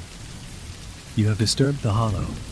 Fear gripped David as he turned toward the door, but it was no longer there. The once broken entrance had been sealed shut, the wood warped and twisted, as if something was holding it in place. He backed away, his breath quickening. The whispers continued, now accompanied by soft, shuffling footsteps that seemed to circle him. David's camera fell from his hand, clattering to the floor. "Who's there?" he demanded, his voice trembling. The whispers stopped, and for a brief moment, the silence was suffocating. Then, from the darkness at the back of the church, a figure appeared. A tall, gaunt figure draped in a long, tattered cloak. Its face was obscured by shadows, but David could feel its presence, its cold eyes locked on him. "You should not have come," the figure hissed, its voice carrying a chilling weight. "You have awakened the Hollow's wrath." Panic surged through David, and he turned to run, but his legs felt heavy, as though the very ground was trying to hold him in place. The whispers rose again, now a frantic chorus. As the figure moved closer, David's heart raced as he fought against the invisible force that seemed to press against him. He managed to take a step forward, then another, and finally he reached the door. With all his strength, he shoved against it, and it cracked open just enough for him to slip through.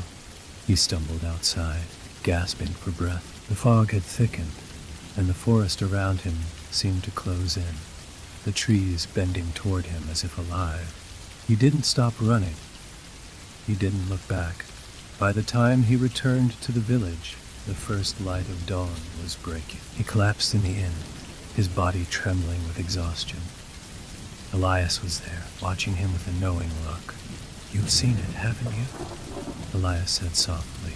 "The Hollow doesn't let go easily. It claims those who seek it, and its secrets are not meant to be uncovered." David nodded, unable to speak. He had seen the truth. The Hollow wasn't just a place. It was a force, something ancient, something that had always been there, waiting for someone foolish enough to disturb it. He knew he would never forget the Hollow, that it would follow him forever, and that was the price of curiosity. The Hollow always claimed its own. Story 11. Greyridge was a small town, perched atop a rugged cliff, its edge eroded by time and the relentless pounding of waves below. Its residents lived quiet lives, weathering the winds that howled through the streets and the thick fog that often blanketed the town. Despite its picturesque location, Greyridge was shrouded in an unspoken darkness, its history marred by stories of disappearances that stretched back centuries. Visitors rarely stayed long, claiming the air felt too heavy, the silence too oppressive. The heart of Greyridge held its most enduring mystery, a crumbling, ivy-covered archway at the edge of town.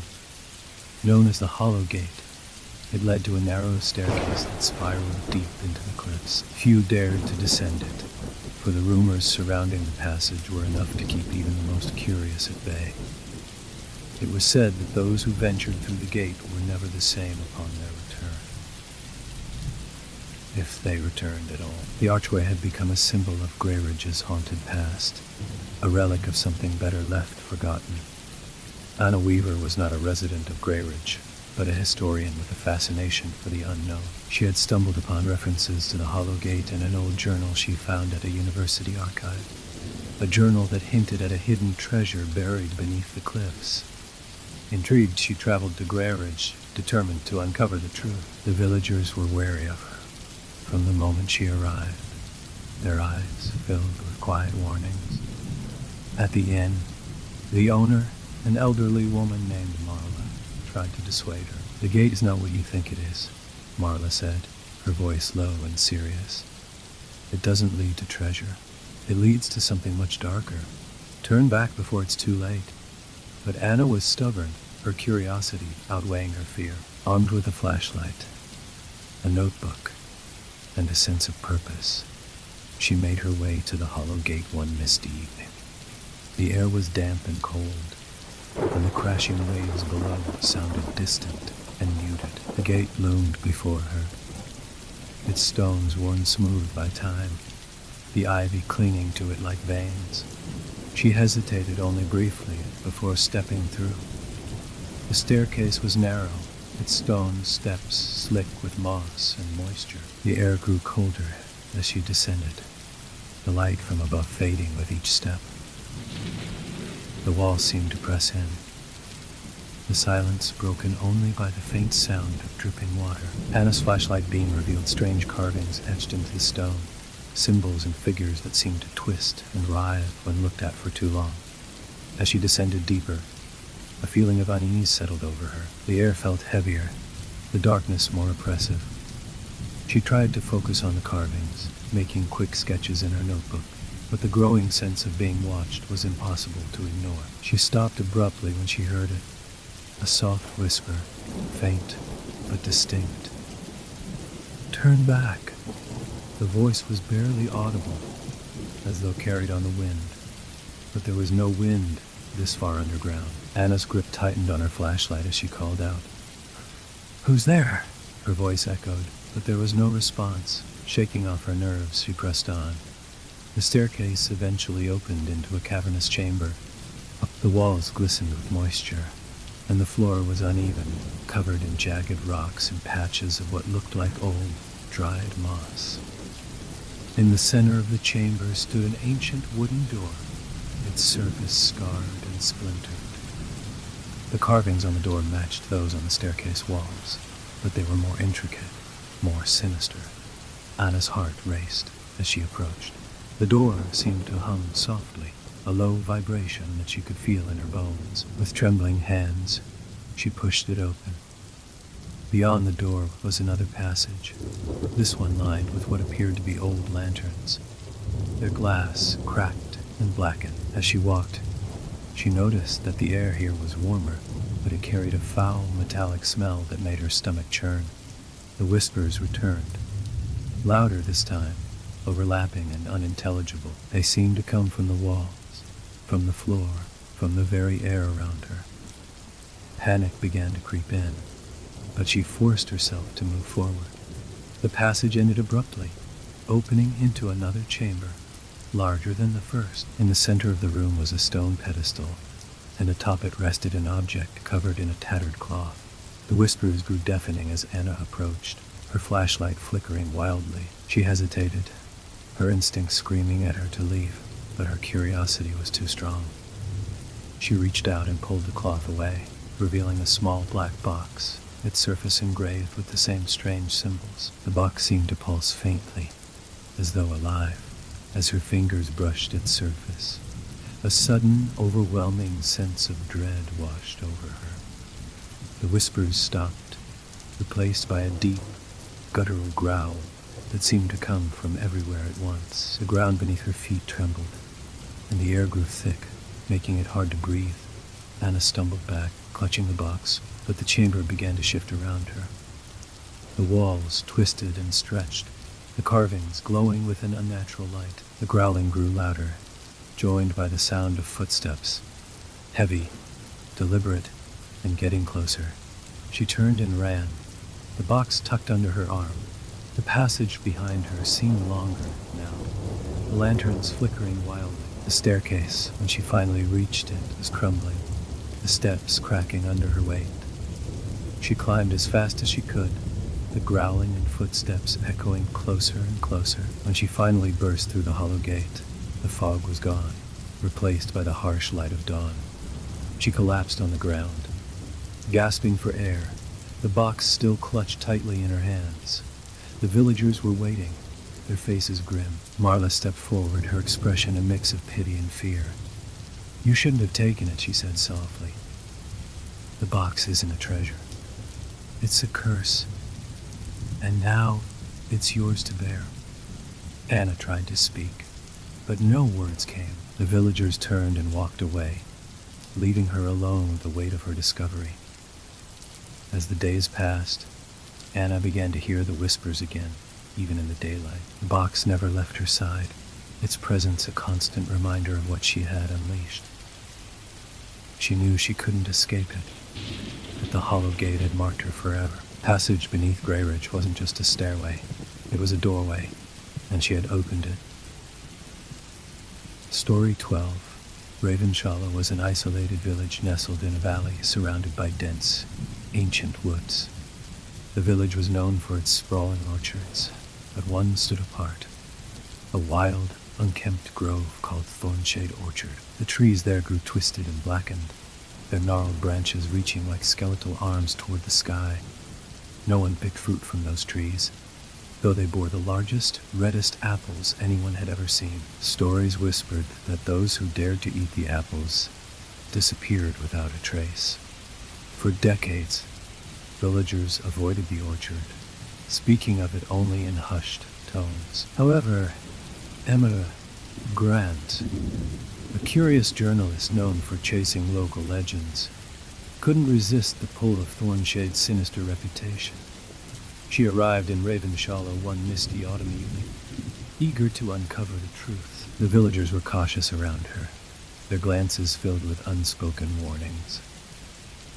Despite their silence, Emma pressed on. She rented a small room at the only inn and spent the evening preparing for her venture into the orchard. At dawn, she set out, armed with a camera, a notebook, and a determination to demystify the eerie grove. The path to Thornshade Orchard was overgrown, the air thick with the scent of damp earth and decaying leaves. The silence was oppressive, broken only by the occasional rustle of unseen creatures. As Emma entered the orchard, the temperature seemed to drop, and the morning light dimmed unnaturally. The trees loomed over her, their blackened bark slick with moisture. The apples hanging from the branches seemed to glow faintly, their crimson skins glistening as though freshly polished. Emma's heart raced as she snapped photographs and jotted notes. The air felt heavier, the deeper she ventured, the light fading further until it was little more than a dim haze. She stumbled upon a clearing at the center of the orchard, where a single tree stood taller than the rest. Its trunk was knotted and hollow, its branches sprawling like a spider's web. Beneath it lay a scattering of bones, human and animal alike, half buried in the soil. The sight made her breath hitch, but her resolve remained firm.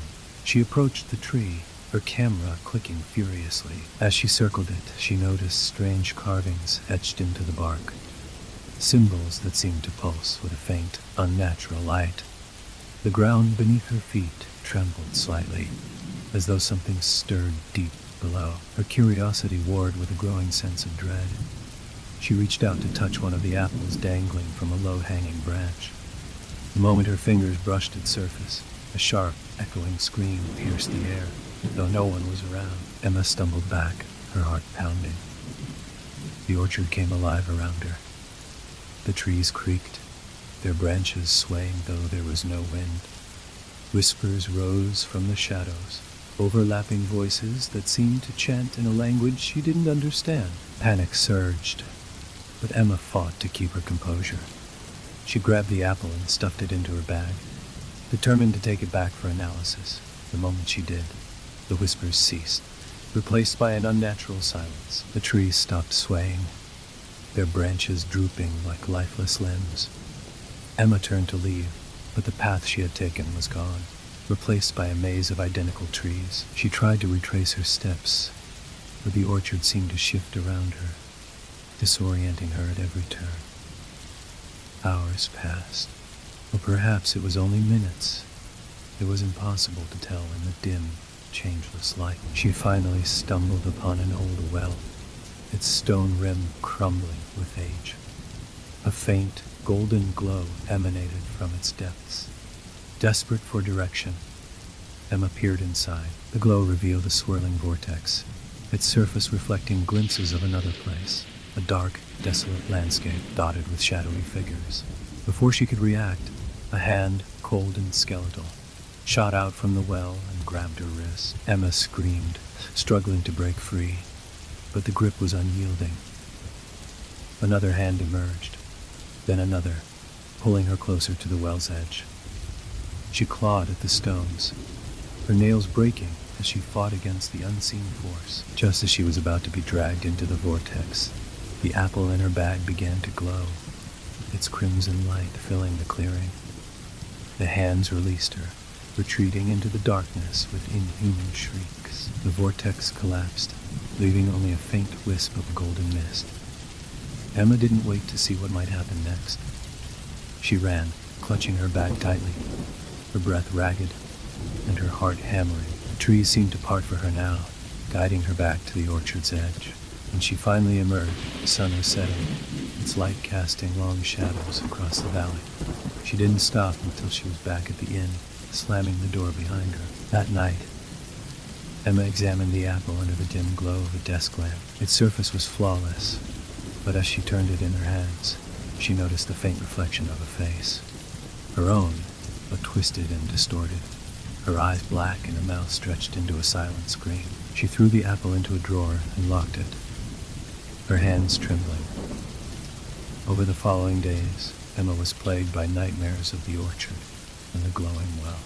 The villagers grew colder toward her, their eyes filled with something close to fear. One morning, she awoke to find the apple back on the desk, despite the drawer still being locked. A single bite mark marred its surface. Though Emma swore she had never touched it, the whispers returned, this time following her wherever she went, growing louder with each passing day. Emma fled Ravenshallow, but the apple came with her, no matter how many times she tried to leave it behind. It appeared on her nightstand, in her car, even in her hands while she slept. The whispers turned to screams, and the face in the apple's surface became clearer, its black eyes staring back at her with a malevolent hunger. In her final days, Emma wrote feverishly in her journal, her words rambling and disjointed. She spoke of shadows watching her, of the feeling that she was no longer alone, even in empty rooms. Her last entry was a single sentence: "The orchard calls, and I must return." Emma's car was found abandoned near Thornshade Orchard, its doors wide open. The villagers didn't search for her. They already knew where she had gone. The orchard remained, as it always had, silent and foreboding, its apples glowing faintly in the misty light. And somewhere deep within, another set of bones joined the others beneath the ancient tree. Story 13. The village of Everspine Ridge sat in the shadow of a jagged mountain range, its peaks clawing at the sky like broken teeth, nestled in a desolate valley. The settlement was almost forgotten by the world, its few inhabitants clinging to old superstitions and whispered tales of a time long past. At the edge of the village stood a decrepit church, its steeple leaning precariously, its stone walls blackened by time and neglect. No one in Everspine spoke of the church, and no one dared approach it. Yet every evening, as the sun dipped behind the peaks, a single bell tolled, echoing through the valley. It rang despite the church being abandoned for decades, its bell tower empty. Amelia Kane was a skeptic and a traveler, drawn to the obscure corners of the world where stories lingered like shadows. When she first heard of the bell of Everspine, she dismissed it as a local hoax meant to deter outsiders. Determined to prove her theory, she arrived at the village late one evening, a chill of autumn biting at her cheeks. The villagers were wary, their gazes lingering too long, their words guarded. At the inn, the owner, an elderly man named Calder, offered her a room, but warned her to leave the church alone. "There's nothing for you there," he said gruffly, his eyes darting toward the window as if the church might overhear. Amelia smiled politely but ignored his advice. As the sun set, she donned her coat and grabbed her flashlight, heading toward the looming silhouette of the church. The path was overgrown, the ground uneven and littered with fallen branches. The bell began to toll as she neared, the sound deep and resonant, carrying a strange rhythm that seemed almost alive. When she reached the church, the air grew colder, a biting chill that seeped through her coat and into her bones. The door creaked open with little resistance, revealing a dark interior choked with dust and cobwebs. Her flashlight illuminated rows of splintered pews, an altar covered in decay, and walls adorned with faded murals depicting strange, faceless figures. The bell continued to toll, though the tower above her was empty. Amelia's heart raced, but she pressed on, her curiosity stronger than her fear. She moved toward the altar, where a heavy, iron-bound book lay, its pages brittle and yellowed with age. The text was written in a language she didn't recognize, its characters jagged and sharp. As she turned the pages, she noticed that the faceless figures from the murals appeared here too, their forms twisting and contorting in disturbing ways. A low whisper filled the air, soft at first, but growing louder. Amelia froze, her flashlight beam trembling. The sound wasn't coming from outside. It was coming from beneath her feet. She crouched, brushing aside layers of dust to reveal a trapdoor partially hidden beneath the altar. Its iron ring was rusted, but she managed to pull it open. The whispering grew louder, accompanied by a foul, earthy stench. The narrow stone staircase descended into darkness, its steps slick with moisture. Against her better judgment, Amelia began to descend. The walls of the passage were damp, the air thick and suffocating. The whispers grew more distinct, overlapping voices speaking in an alien tongue. Her flashlight flickered as she reached the bottom, revealing a vast underground chamber. The floor was uneven, covered in strange symbols carved deep into the stone. In the center of the chamber stood a massive obsidian bell, its surface etched with the same faceless figures from the murals in the book. It hung suspended from chains that seemed to grow from the walls themselves, pulsing faintly as if alive. Amelia approached cautiously, her flashlight casting long shadows that danced across the walls. The whispers grew deafening, a cacophony that seemed to emanate from the bell. Her instincts screamed at her to leave, but she couldn't tear her eyes away. As she reached out to touch the bell, a sudden, bone-rattling sound echoed through the chamber. The bell tolled, its vibrations shaking the ground beneath her. The symbols on the floor began to glow, and the chamber filled with an unnatural light. Figures began to emerge from the shadows, faceless, elongated beings that moved with unnatural grace. Their presence was suffocating, their featureless heads turning toward her as though they could see her. Panic seized Amelia, and she turned to flee, but the staircase was gone, replaced by solid stone. The whispers turned into a low, guttural chanting, the beings advancing toward her. Desperation overtook her as she searched for another way out, her flashlight flickering wildly. Her hand brushed against the bell, and an electric shock coursed through her body. The beings halted, their heads tilted, as if in recognition. The bell tolled again, louder this time, and the ground cracked beneath her feet. A deep chasm opened, revealing a swirling void of darkness. The beings began to dissolve, their forms sucked into the abyss, their chants turning into wails. Amelia clung to the bell's chain as the ground crumbled around her. The pull of the void was relentless, and she felt herself slipping. In a final act of desperation, she slammed her fist against the bell. The tolling ceased, and the chamber fell silent. The void vanished, and the ground solidified beneath her. The beings were gone, but the oppressive air remained. The bell hung motionless, its surface now cold and lifeless. Amelia stumbled back to the surface, her mind reeling. The church was as she had left it, silent and decayed. She fled the building, vowing never to return. Back at the inn, Calder watched her with a knowing look, but said nothing. Amelia left Everspine Ridge the next morning, her notes abandoned and her curiosity forever dulled. Yet the tolling bell followed her, echoing faintly in the back of her mind. No matter where she went, she knew the church hadn't let her go. It had merely marked her as its own. Story 14. Rivenmore was a quiet coastal village. Its weathered cottages nestled against the cliffs, overlooking a restless gray sea. The village was unremarkable except for one thing: the fog. It was thicker and more persistent than anywhere else along the coast, rolling in almost daily and clinging to the land like a living thing. It wasn't just a natural phenomenon, though. The villagers spoke of it in whispers, calling it the Walker's Veil. No one stayed out after dark when the fog came, for that was when the Walker appeared. Finn Calla was a photographer chasing obscurities, and Rivenmore's eerie fog was perfect for his portfolio.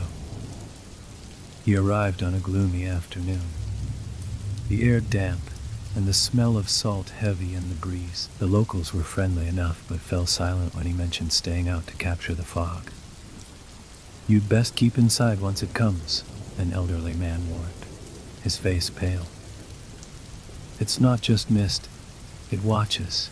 It follows." Dismissing the warnings as superstition, Finn set out before dusk, his camera slung over his shoulder. By the time the sun disappeared, the fog rolled in with an unnatural swiftness, swallowing the village in a thick, impenetrable gray. Finn wandered to the edge of the cliffs, snapping pictures of the swirling vapor illuminated by his flashlight. As he adjusted his lens, he noticed something odd. Shadows moving within the fog. They weren't human shapes, but something taller and more angular. He blinked, convinced it was a trick of the light, but the shadows moved closer, circling slowly. His pulse quickened, but he stayed rooted, curiosity outweighing fear. The air grew colder, his breath visible in the dim light. The fog seemed to press against him, muffling sound and swallowing his flashlight's beam. That's when he heard it. A slow, deliberate scraping sound, like claws dragging across stone. Finn spun around, the camera slipping from his hand. His heart pounded as he strained to see through the thick mist. The scraping grew louder, accompanied by a faint, raspy breath. Panic finally set in, and he stumbled back toward the village, the sound following him. No matter how fast he ran, the footsteps stayed just out of sight, deliberate and unhurried. He burst into the nearest cottage, slamming the door behind him. An elderly woman sat by the hearth, her wrinkled face drawn with worry. "You shouldn't have been out there," she murmured without looking up. "The Walker doesn't forgive curiosity." Finn tried to explain, but the words caught in his throat as the fog seeped through the cracks around the doorframe, curling into the room like a living thing. The woman grabbed a rusted iron key from the mantel and pressed it into his hand. "If it comes for you, this is your only chance. Keep moving no matter what." The fog thickened, obscuring the room until Finn could barely see the woman. Her voice grew faint, drowned out by the same dragging sound. He'd heard outside. The Walker was here. He fled through the back door, the iron key clutched tightly in his hand. The village was unrecognizable in the fog, the familiar cottages distorted and warped. The air hummed with a low guttural noise, almost like a growl. Finn's footsteps echoed unnaturally, as though the fog amplified every sound. He reached the cliffs again, the sea invisible beneath the shroud of mist. The dragging sound grew louder, accompanied by a faint, rhythmic clicking. He glanced behind him and froze. A figure emerged from the fog, impossibly tall and gaunt. Its limbs were unnaturally long, its fingers ending in razor-sharp claws that scraped the ground as it moved. It had no face, only a smooth, featureless surface where its head should be. The walker tilted its head, as if sensing his presence, and began to move toward him with a slow, deliberate grace. Finn bolted along the cliff edge, the ground uneven beneath his feet. The walker's steps quickened, its clawed hands outstretched. The key in his hand burned cold, and he remembered the old woman's words. Without thinking, he held it up, and the walker paused, its head tilting again. The fog around it recoiled slightly, as though repelled by the object.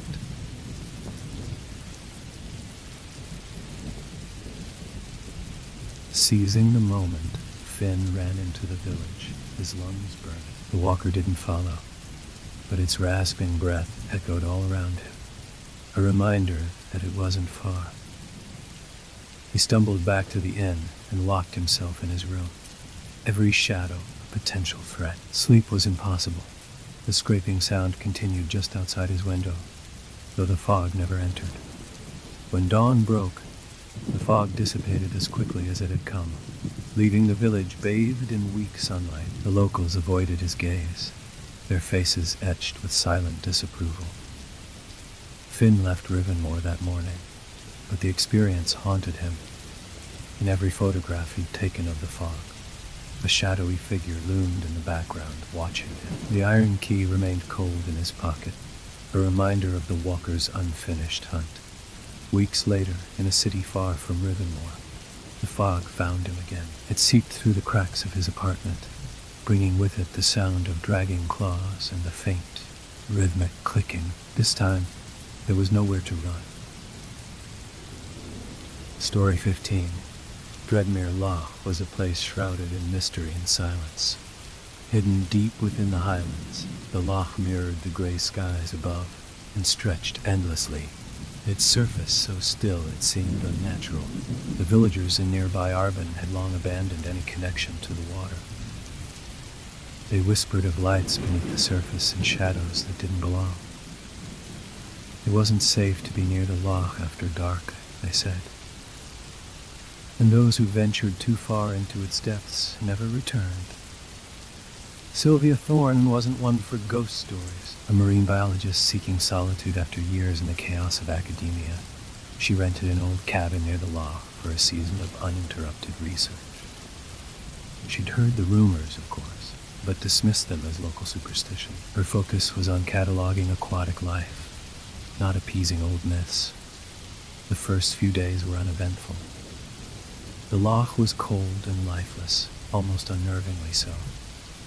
Her sonar equipment picked up no signs of fish or any significant activity beneath the water, yet she couldn't shake the feeling of being watched. At night, as the wind howled through the trees, she swore she heard faint splashing outside, though the loch remained still whenever she looked. One evening, curiosity got the better of her as the sun dipped below the horizon, painting the loch in hues of orange and purple. She set up her small boat and ventured into the water. The air was colder than usual, and an eerie silence hung over the loch. Even the birds that often called from the trees had fallen quiet. Sylvia paddled toward the center of the loch, her lantern casting long shadows on the water's surface.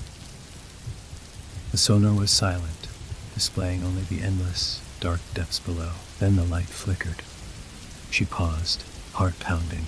The lantern brightened again, but the water beneath her had changed. It no longer reflected her lantern's glow. Instead, faint, bluish-green lights pulsed deep below, moving in erratic patterns. At first, she thought it was bioluminescent algae, but the lights were too precise, too intentional. They formed shapes, circles, lines, and symbols she couldn't understand. She leaned over the edge of the boat, peering into the black water, when a soft voice called her name. Sylvia. She froze. It was a voice she recognized, but couldn't place. Faint and melodic, as though carried by the wind.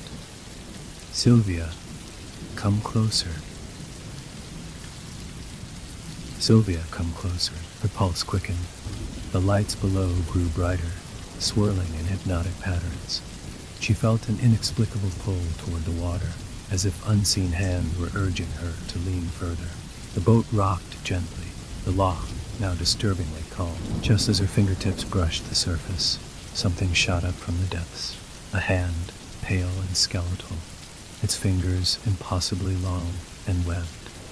It grabbed her wrist, its grip ice cold and unrelenting. She screamed, jerking back with all her strength. The hand slipped away, leaving her trembling and drenched. The water beneath her churned violently, and the lights vanished. Heart racing, she paddled back to shore, refusing to look behind. She locked herself in the cabin and stayed awake all night, the sound of splashing and whispers haunting her. The next morning, the loch was as tranquil as ever, but Sylvia's resolve had shattered. She wanted answers. Armed with her camera and stronger lights, she returned to the water the following night, determined to uncover the truth. This time, she didn't go far. She dropped a waterproof camera into the loch, its live feed connected to a small monitor on the boat. The screen displayed only darkness for what felt like an eternity.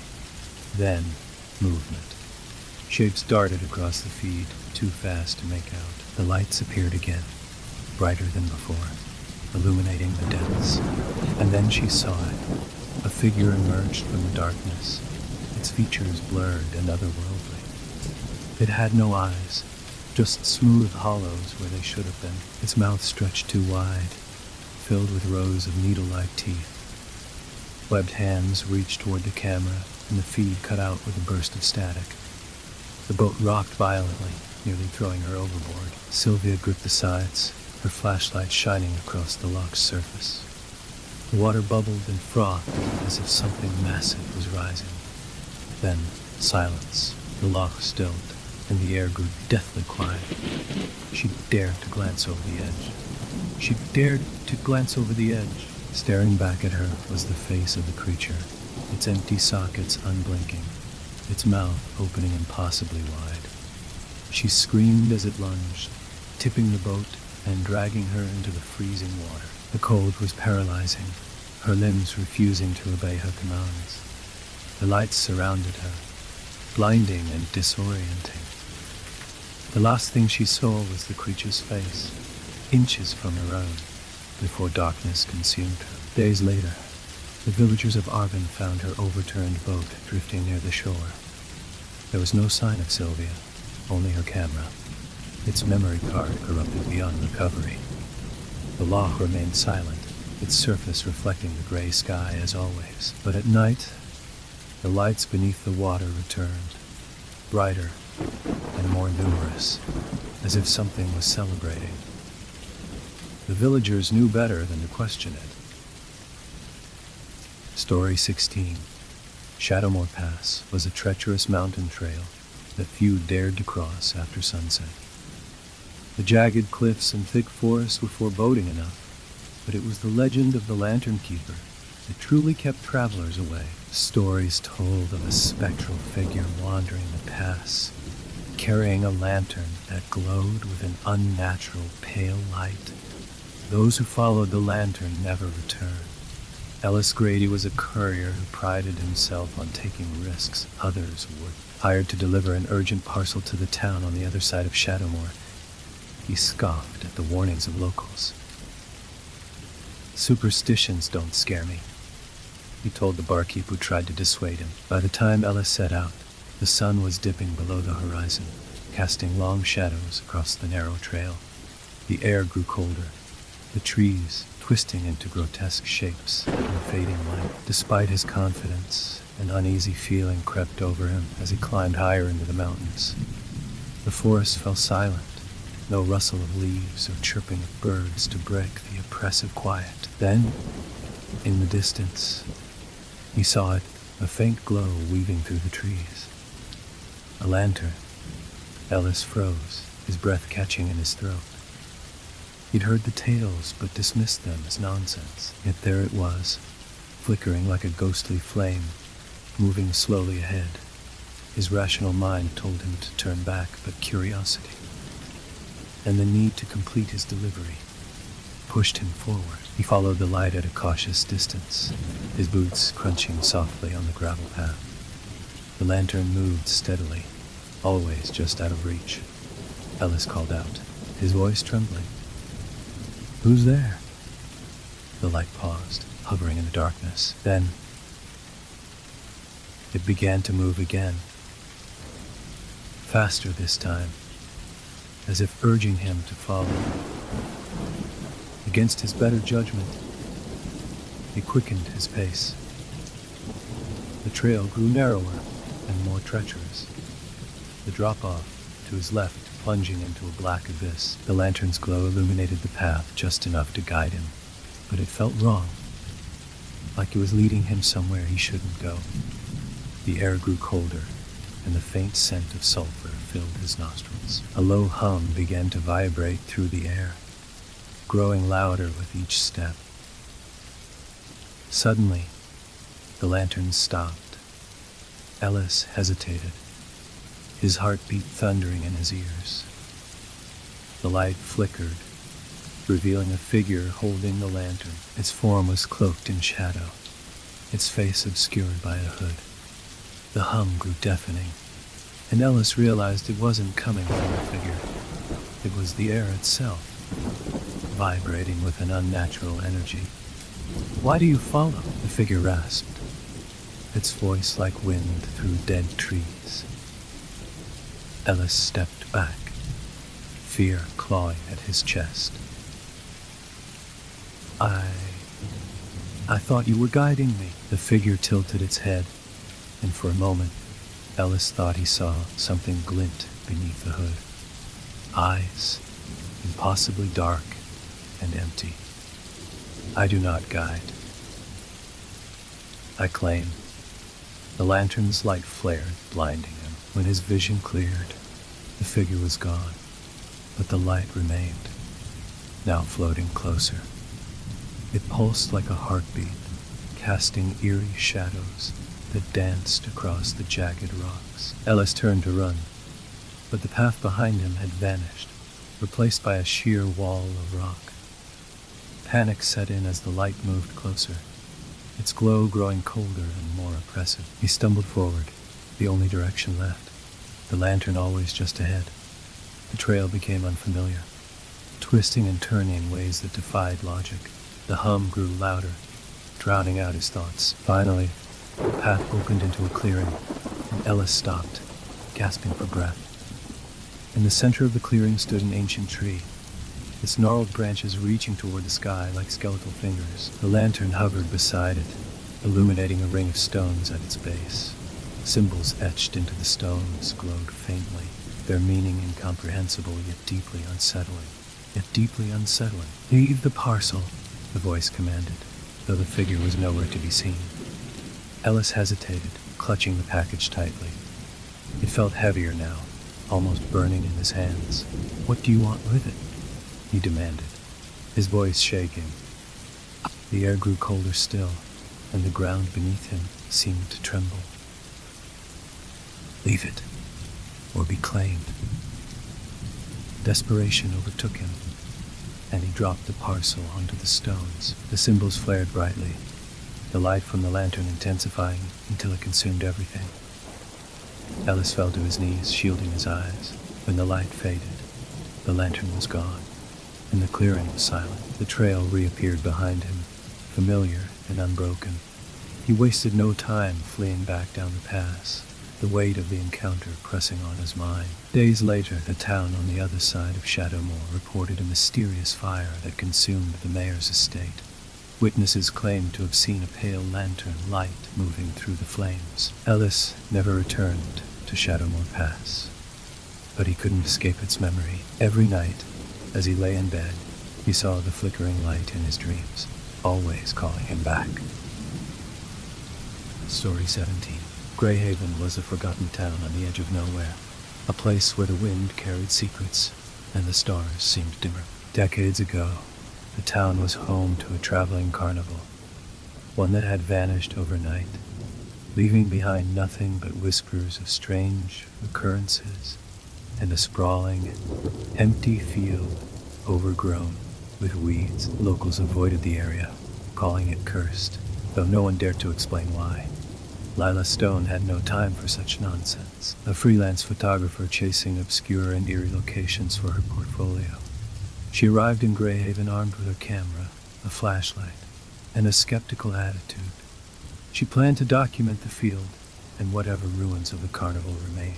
When she first saw the field, it seemed disappointingly ordinary. A few weathered signs poked out of the tangled grass, their paint faded and peeling. The skeletal remains of a carousel stood at the center, its horses long gone, leaving only rusted poles and broken beams. The air was unnaturally still, and Lila felt an unshakable sense of being watched. She dismissed the feeling as nerves and began snapping photos. As twilight descended, the field took on a different atmosphere. Shadows stretched longer, and the temperature dropped sharply. Lila paused to adjust her camera settings when she noticed something strange in the distance. Dim lights flickered, faint and golden, as though lanterns had been lit in the darkness. Curious, she moved closer, her boots crunching on the brittle grass. The lights grew brighter, revealing the outline of a carnival tent that hadn't been there before. Its striped fabric looked pristine, glowing softly under the moonlight. She stopped, her heart racing. This had to be a trick of the light or a prank. She raised her camera to take a photo, but the screen flickered with static, refusing to capture the image. Frustrated but intrigued, she walked toward the tent. As she drew nearer, the faint sound of carnival music drifted through the air, distorted and uneven, as if played on a broken gramophone. She pushed aside the tent flap and stepped inside. The interior was impossibly large, far bigger than the tent appeared from the outside. The space was filled with stalls and games, each manned by figures whose faces were obscured by shadows. The air smelled sweet, like cotton candy, but it carried an underlying metallic tang. Lila approached the nearest stall, where bottles were stacked in a pyramid. A sign above it read, "Knock them down. Win a prize!" The figure behind the counter tilted its head toward her, its movements jerky and unnatural. Its eyes gleamed faintly, but its features remained indistinct. Without thinking, Lila picked up one of the baseballs on the counter and threw it at the bottles. They didn't budge. She threw another and another, her frustration mounting as the bottles remained perfectly still. The shadowy figure let out a low, raspy chuckle that sent chills down her spine. She backed away, suddenly aware that every other stall attendant was now staring at her. The music grew louder, the notes disjointed and eerie. She turned to leave, but found that the tent flap had vanished. Panic bubbled in her chest as she spun around, looking for another way out. The tent seemed to stretch endlessly in every direction. A voice whispered behind her. She turned sharply, but no one was there. The stalls and their attendants began to blur, their outlines shifting as if they were melting into the air. The music morphed into a cacophony of distorted laughter and screams. Lila ran, her footsteps echoing unnaturally loud. She didn't know where she was going, only that she had to get away. The space around her warped, the tent dissolving into an open carnival ground lit by strings of flickering bulbs. Rides creaked and groaned as they moved on their own. The carousel spun in jerky, uneven motions, its horses now replaced by grotesque figures with hollow eyes and twisted limbs. The Ferris wheel loomed in the distance, its seats empty but swinging violently as if caught in a storm. She stumbled to a halt when she saw a mirror maze ahead, its entrance glowing with an otherworldly light. The laughter grew louder, echoing all around her. She hesitated, but a quick glance over her shoulder revealed the shadowy figures from the stalls emerging from the darkness, their forms flickering and unstable. With no other choice, she darted into the maze. The mirrors reflected not just her image, but twisted, nightmarish versions of herself. Faces with empty sockets, mouths stretched into silent screams. The passages seemed to shift, leading her in circles. Her reflection in one mirror moved independently, raising a hand to point toward a corridor on the left. Desperate, she followed the direction, ignoring the growing sense of dread. The corridor led her to a small clearing at the center of the maze. A single table stood there, draped in a red cloth. On it sat a small, ornate box. As she approached, the music and laughter abruptly stopped, plunging the carnival into eerie silence. Her instincts screamed at her to leave, but something compelled her to open the box. Inside was a key, old and tarnished. She grabbed it, and the ground beneath her trembled. The mirrors around her shattered, their shards hanging in the air like suspended raindrops before dissolving into darkness. The clearing vanished, and she found herself back at the center of the field. The tent, the stalls, the rides, everything was gone. Her camera lay at her feet, unharmed. She picked it up and checked the photos. To her shock, they showed images of the carnival, vivid and haunting. The carousel, the distorted attendants, even her reflection in the mirror maze were all captured in perfect detail. Shaking, she turned to leave the field, only to freeze. In the distance, the lights flickered once more, and the faint sound of carnival music drifted through the air. Story 18. Wister Hollow was a remote village hidden deep in a valley surrounded by dense, ancient woods. Few maps marked its existence, and fewer travelers dared to visit. Stories whispered of strange disappearances and ghostly apparitions that plagued anyone who lingered too long. Locals spoke of the Hollow's curse in hushed tones, their eyes darting nervously to the towering trees that seemed to close in on the village like a prison.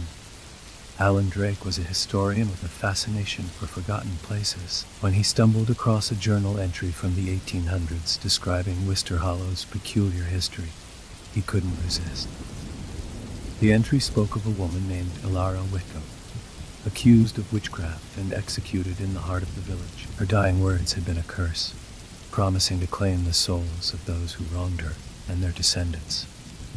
Alan arrived at Wister Hollow as the sun was setting, casting a blood-red hue over the horizon. The village was eerily silent, its few houses dilapidated and overgrown with ivy. A solitary inn stood near the center, its sign swinging in the breeze with a faint creak. Alan knocked on the door, and an elderly innkeeper answered, her face lined with age and worry. "You shouldn't have come here," she said, her voice trembling. "This place isn't meant for outsiders." Alan assured her he'd only be staying the night and asked about Elara Whitcomb. The woman's expression darkened, and she refused to say more, retreating into the shadows of the inn. That night, Alan pored over his notes by the dim light of a flickering candle. The journal entry mentioned a well at the center of the village square, said to be the site of Elara's execution. Determined to see it for himself, he ventured out into the night. The air was thick with an unnatural chill, and the village was shrouded in mist. The square was easy to find, dominated by a weathered stone well. As Alan approached, he noticed symbols etched into the stones around its base, ancient runes he didn't recognize. The air felt heavy, and a faint whispering sound seemed to emanate from the well. He peered into the darkness, but it was too deep to see the bottom. The whispers grew louder, forming words he couldn't understand. Suddenly, a cold gust of wind blew past him, extinguishing his lantern. Panic gripped him as the darkness closed in, but he forced himself to remain calm and relit the lantern. When the light returned, he was no longer alone. A figure stood across the square, barely visible through the mist. It was a woman in a tattered black dress, her face obscured by a veil. Alan called out, but she didn't respond. She began to move toward him, her steps slow and deliberate. The whispers grew into a chorus, their words now clearer, but still incomprehensible. As she drew closer, he saw her face, pale and gaunt, with hollow eyes that seemed to pierce through him. "Why have you come?" she asked, her voice like the rustling of dry leaves. Alan stammered, I here to learn about the history of this place." Her expression twisted into something between a sneer and a grimace. "History. You seek the past, yet you ignore its warnings." The air around him grew colder, and the mist thickened, swirling like a living thing. The well began to glow faintly, a sickly green light emanating from its depths. The runes on the stones pulsed with the same light, and the whispers turned into anguished screams. Alan turned to flee, but the mist seemed to solidify, blocking his path. The woman's voice echoed in his mind, louder now. "You will see the truth, whether you wish to or not." The ground beneath him shifted, and he was suddenly falling, swallowed by darkness. He landed hard on a cold, damp surface. His lantern flickered but stayed lit, revealing a cavern lined with bones. Skulls and shattered skeletons were embedded in the walls, their empty eye sockets staring at him accusingly. At the center of the cavern stood a stone altar, its surface stained dark with ancient blood. The whispers returned, now clearer and more distinct. They spoke of betrayal, vengeance, and eternal suffering. Alan approached the altar, drawn by an unseen force. The book lay open on its surface, its pages filled with the same runes he had seen on the well. As he reached out to touch it, the cavern trembled, and the woman appeared again, now more grotesque. Her form shifted, her limbs elongating unnaturally, her face contorting into a ghastly mask of rage. "You cannot undo what has been done," she hissed. "You, like all who come here, are mine." Shadows poured from her, enveloping the cavern. Alan screamed as they consumed him, his body freezing as the darkness seeped into his skin. He felt himself being pulled apart, his mind fracturing as images of the past flooded his consciousness. He saw Ilara's execution, her pleading eyes, the jeering crowd, and the moment the noose tightened around her neck. He felt her pain, her hatred, and the power of her curse. When Alan awoke, he was back in the village square, lying beside the well. The mist had cleared, and the sun was rising. He staggered to his feet, his body aching, but something was wrong. The world around him felt distant, as if he were watching it through a foggy lens. He returned to the inn, but the elderly innkeeper didn't acknowledge him. She moved about her tasks as if he weren't there. He called out, but his voice made no sound. Panic set in as he realized the truth. He was no longer part of the living world. He was trapped, another soul claimed by the curse of Wister Hollow, destined to haunt its streets alongside the others who had come before. As the sun rose higher, he saw them, shadowy figures moving silently through the village, their hollow eyes meeting his. They welcomed him with a knowing look, and he felt his last shred of humanity slip away. The whispers returned, now a constant presence in his mind, and he knew he would never leave Wister Hollow. Story 19. Raven's Reach had always been a place of legend, hidden away in the hills far from civilization. It was a ruin, abandoned long ago, its windows shattered and its walls overgrown with ivy. Once a psychiatric asylum, it was said to have been the site of countless horrors during its operation. The patients, many of them deemed hopeless cases, were subjected to cruel experiments, and the doctors, notorious for their inhumane methods, had vanished without a trace when the asylum was abruptly shut down. Most believed the place was cursed, and no one dared to venture near it. But to Thomas Shaw, a writer of true crime and paranormal phenomena, Raven's Reach was the perfect story. His latest project focused on the asylum's dark past, and he was determined to uncover the truth, even if it meant braving the haunted halls himself. As he approached the asylum on the day of his arrival, the air grew colder, and the sky darkened unnaturally. The building loomed ahead, its Gothic architecture twisted and foreboding. A rusted iron gate creaked in the wind, its hinges barely holding. Thomas paused for a moment, taking in the sight. He had done his research, and while the asylum's history was riddled with tragedy, he still felt an overwhelming pull to uncover its secrets. His footsteps echoed as he crossed the threshold, entering the asylum's decaying lobby. The air smelled musty, thick with the stench of mildew and rot. The grand chandelier overhead swayed in the breeze, casting eerie shadows across the floor. The walls were lined with peeling wallpaper, its faded patterns barely visible. Thomas's flashlight illuminated the dust-covered furniture, chairs with broken arms, tables with chipped edges, and old, abandoned wheelchairs. His heart raced as he ventured deeper into the asylum. The further he went, the more oppressive the atmosphere became. He could hear faint whispers, voices, murmuring from the walls. But when he stopped to listen, there was only silence. In the main hallway, he found what appeared to be a patient's journal. It was old, the leather binding cracked and worn, but the pages inside were still legible. The journal spoke of the horrors that had taken place within these walls, the cruel treatments, the constant sense of dread, and the strange occurrences that plagued the patients and the staff alike.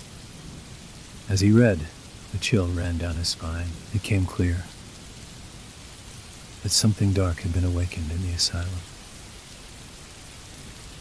He couldn't shake the feeling that the place was still alive, that it was waiting for him. He continued on. He came across a locked door, its rusted hinges begging to be opened. His curiosity got the better of him, and he found a crowbar hidden among the debris to pry the door open. Inside, he found a long-abandoned ward, its walls covered in strange symbols, hastily scrawled in what looked like blood. The room was suffocatingly cold, and as he stepped inside, the temperature seemed to drop even further. The door slammed shut behind him with a deafening bang, trapping him in the dark, windowless room. His flashlight flickered, and then went out, leaving him in total darkness. Panic set in as he struggled to turn the light back on, but when he finally succeeded, the room before him was transformed. The walls seemed to pulse with an unnatural energy, and the symbols on the walls were now glowing faintly. In the corner, a figure stood, shrouded in shadow, its face hidden in the folds of its tattered cloak. It didn't move, but Thomas could feel its presence, its eyes boring into him. The temperature dropped further, and Thomas's breath came out in visible puffs of steam. "You shouldn't have come," a voice hissed from the darkness, low and guttural. Thomas's heart pounded as the figure began to move toward him, its steps slow and deliberate. The shadows seemed to cling to it, distorting its form as it walked. He tried to back away, but his legs wouldn't obey him. The figure reached out, its hand just inches from his face, and in that moment, he saw its eyes, empty sockets filled with a swirling black void. Before he could react, the figure spoke again, its voice rising in a crescendo. "We never leave, we never forget." The walls seemed to close in on him, the shadows pressing against him from every direction. He reached for the door, but it was locked tight, the crowbar now lying useless on the floor. The figure's hand was now at his throat, its icy fingers tightening with an unnatural strength. As he gasped for breath, his mind raced.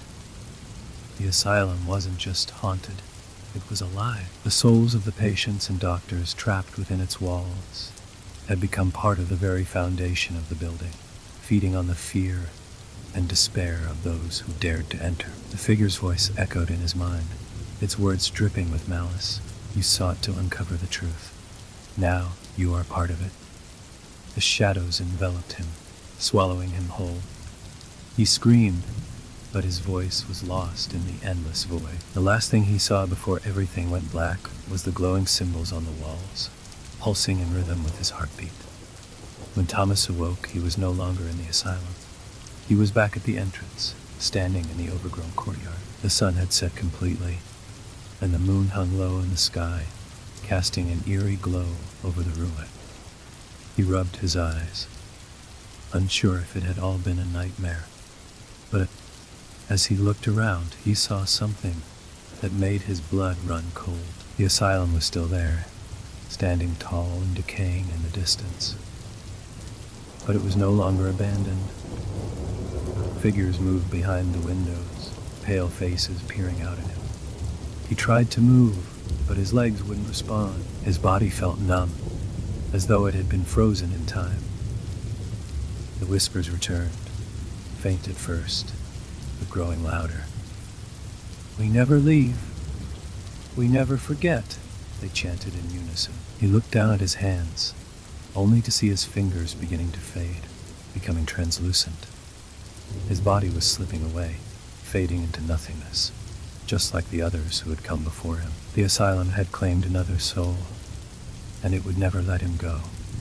As the darkness consumed him, Thomas realized the truth.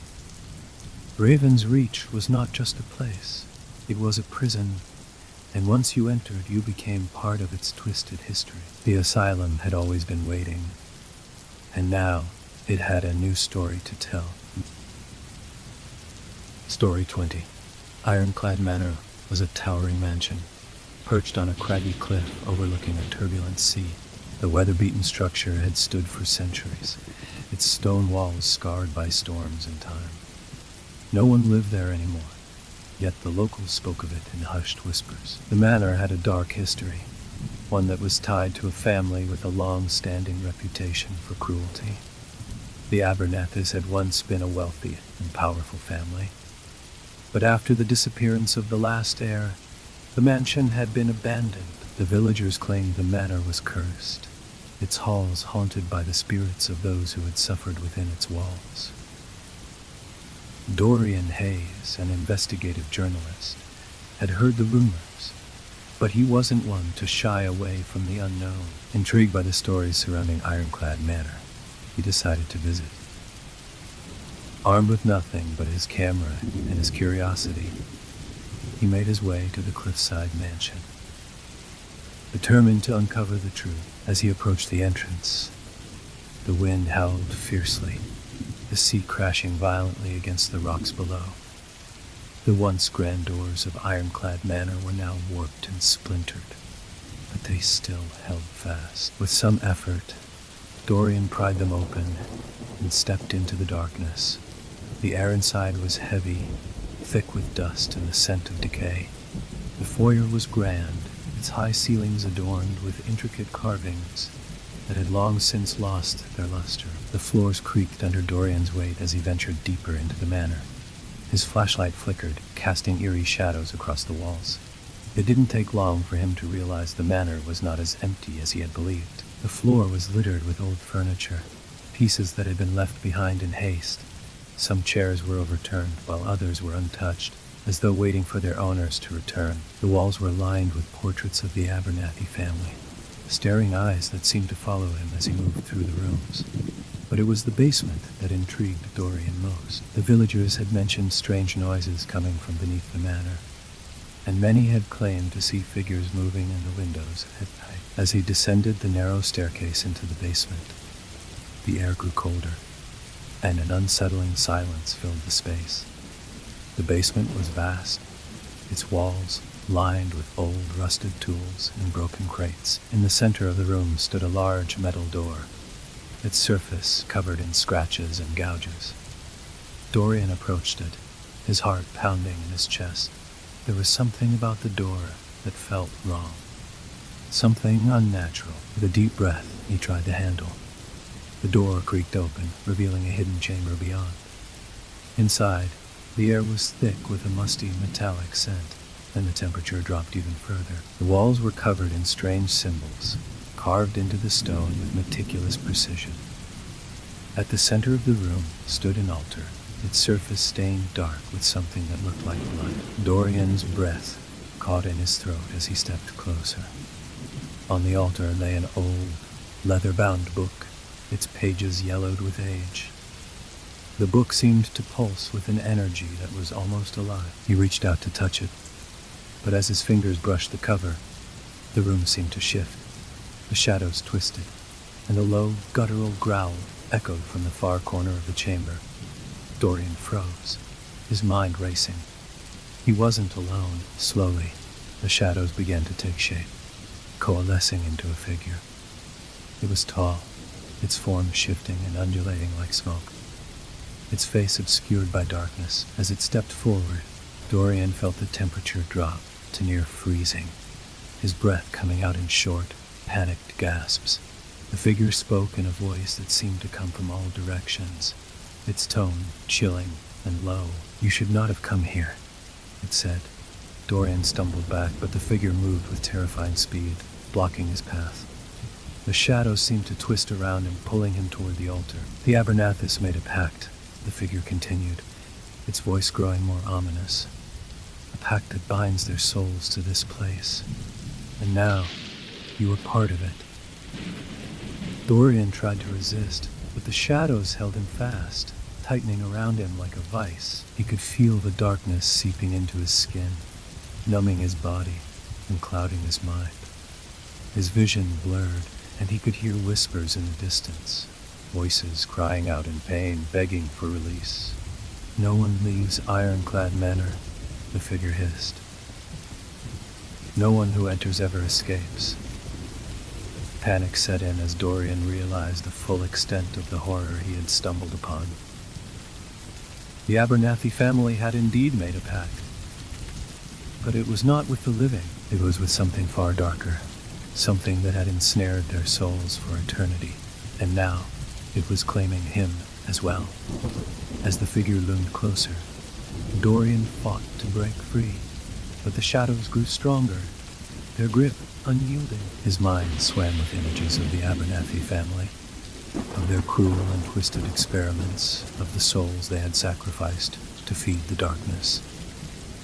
The figure reached out, its hand like ice, and placed its cold fingers on Dorian's forehead. In that instant, his vision filled with flashes of the manor's history, visions of the Abernathys and their victims, their twisted rituals, and the terrible cost of their pact. He saw them all, doctors, servants, even children, trapped within the manor's walls, their faces twisted in agony.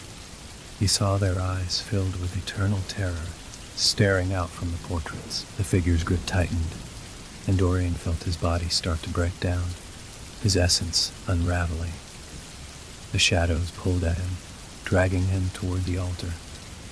His scream was silenced as the darkness consumed him, his body fading into the ether. When the villagers returned the next day, the manor was as it had always been, silent and still. But the air felt heavier, as if something had changed. The whispers of the manor grew louder, and for the first time in years, the portraits of the Abernathy family seemed to watch them with new, knowing eyes. Dorian Hayes was never seen again, his name added to the long list of souls claimed by Ironclad Manor. But in the dark, hidden chambers of the house, the figure still waits, watching for the next fool who dares to uncover the secrets buried beneath its walls. Story 21. Blackstone Keep was an ancient fortress, standing tall against the windswept cliffs of a forgotten coast. The stone walls, weathered and worn, seemed to absorb the light of the sun, casting long, unnatural shadows over the desolate landscape. Locals had long avoided the keep, for the stories surrounding it were as old as the stones themselves. They said it was cursed, haunted by the spirits of those who had perished within its cold stone halls. The keep had once been home to the Blackstone family, a powerful lineage that had ruled the region for centuries. But after the sudden and mysterious disappearance of Lord Aldrich Blackstone, the last heir, the fortress had been abandoned. Over the years, whispers had spread about strange occurrences, disembodied voices in the night, flickering lights in the tower windows, and shadowy figures seen at the edge of the woods. No one dared to approach the keep, not even the bravest of adventurers. But to a group of thrill-seeking explorers, the tales of Blackstone Keep were nothing more than an invitation. They saw it as a challenge, an opportunity to uncover the truth behind the eerie legends. The group consisted of 4 friends: Mark, the leader, eager to prove his courage; Emily, the skeptic, who believed it was all superstition. Lucas, the history buff, fascinated by the castle's past, and Sarah, the photographer, excited to capture the ghostly sights for her social media followers. They arrived at the foot of Blackstone Keep on a moonless night, the air thick with mist. The wind howled through the trees, carrying with it a scent of salt from the distant ocean. The keep loomed ahead, its silhouette barely visible in the darkness. The large wooden doors, covered in vines, creaked as they pushed them open, revealing the crumbling interior. The air inside was damp, and the faint smell of decay lingered in the halls. The floorboards groaned underfoot as they stepped inside, the sound echoing through the empty rooms. As they ventured deeper into the keep, they noticed the walls were lined with faded tapestries, some torn and others hanging by mere threads. The flickering light of their flashlights cast long shadows that seemed to stretch unnaturally. Sarah was the first to feel it, the oppressive weight of the place. It was as if the walls themselves were watching them, waiting for something. She turned to her friends and suggested they head back, but Mark was determined to press on. "We came here for a reason," he said, his voice resolute. "We'll find out what's really going on in this place." They continued on, moving past grand halls and empty chambers. In one room they found a grand fireplace, its hearth cold and empty. But it wasn't the fireplace that caught their attention. It was the massive portrait that hung above it. It was of Lord Aldrich Blackstone, a tall, imposing figure with sharp features and dark eyes that seemed to follow them wherever they went. The longer they stared at the portrait, the more unsettling it became. "This is what's left of the Blackstone family," Lucas said, his voice filled with awe. "Lord Aldrich's father built this keep, and he had a reputation for being ruthless." Emily shivered. "I don't care what his reputation was. Something about this place feels wrong." They continued through the keep, their footsteps echoing through the vast emptiness. As they made their way to the tower, the temperature seemed to drop, and the air grew thick with a strange, oppressive energy. The further they ascended, the more the shadows seemed to move, stretching and writhing in the corners of their vision. Lucas pulled out an old map he had found in one of the keep's dusty libraries. "This tower was once the heart of the Blackstone family's power," he explained. "They believed it was the focal point of their ancestral magic. Some say that Lord Aldrich's disappearance was connected to a forbidden ritual he was attempting." Sarah was snapping pictures of the tower when she paused, noticing something strange. In one of the photos, there appeared to be a figure standing in the doorway of a room they had just passed. She turned quickly, but the hallway was empty. "Did you guys see that?" she asked, her voice shaking. There was something in that doorway. Emily peered into the hallway, but saw nothing. "It's just the shadows playing tricks on you," she said, though her own voice had a tremor to it. But Sarah wasn't convinced. She quickly checked the photo again, but the figure was no longer there. She felt a chill run down her spine. As they reached the top of the tower, the atmosphere shifted. The room was cold, its windows darkened by grime. In the center stood an altar, its surface cracked and covered in strange symbols. The walls were adorned with faded paintings and old relics, their faces twisted in grotesque expressions. The moment they entered, the door slammed shut behind them with a deafening bang, locking them inside. Panic set in as they tried to open the door, but it wouldn't budge. "What the hell?" Mark shouted, pulling at the door handle. "We're trapped." Suddenly, a low, guttural voice echoed from the corners of the room. It was faint at first, like a whisper carried on the wind, but then it grew louder, more distinct. "Leave, or be claimed," it warned. Sarah, trembling, turned to the others. "Did you hear that?" she asked, her voice barely above a whisper. The others nodded, their faces pale with fear. "Who's there?" Emily called out, her voice shaky. "Show yourself." But there was no answer, just the sound of footsteps, slow and deliberate, echoing across the floor. The shadows in the room seemed to shift, moving like living things, creeping toward them. They tried to back away, but the room seemed to grow smaller with each passing second. The air became thick with an unbearable pressure, and their breaths became shallow, as though the very air was being squeezed from their lungs. The whispers grew louder, more insistent. "You should not have come," the voice hissed. "The curse of Blackstone Keep claims all who enter." The shadows suddenly surged forward, engulfing them. They screamed, their voices lost in the blackness as the shadows swallowed them whole. When the first light of dawn broke over the cliffs, the villagers found the keep eerily silent. The winds had died down, and the mist had lifted, revealing the full grandeur of the crumbling fortress. But when they entered Blackstone Keep, they found nothing. No sign of the explorers, no trace of their presence. The doors were wide open, as if they had never been sealed at all. The portraits still hung in the halls, their eyes still watching, and in the tower, the altar remained untouched. But the whispers could still be heard on the wind, faint and distant, a warning to anyone who might venture too close.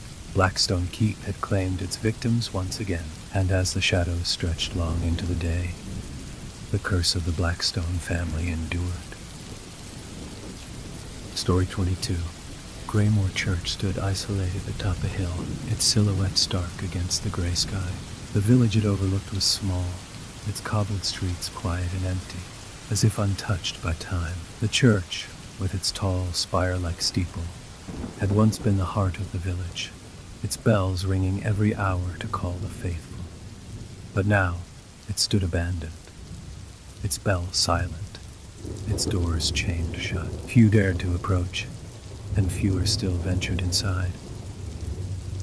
For years, the villagers had whispered about the church's dark past, about the mysterious deaths that had plagued Graymore over the centuries. They said the church had once been home to a priest, Father Elias, who had been a man of great faith, but a man whose obsession with the supernatural led him to commit unspeakable acts. No one knew exactly what had happened in the church those many years ago, but it was said that Father Elias had sealed himself inside the bell tower, refusing to leave. The bell, which had once been used to call the villagers to prayer, had grown silent in the days leading up to his death, and some believed it had been cursed ever since. The stories of Graymore's haunted church were enough to deter anyone from going near it. But for Thomas, a young historian and researcher, the mystery was too great to resist. Intrigued by the tales he'd heard, he decided to visit the village, determined to uncover the truth behind the church's eerie silence.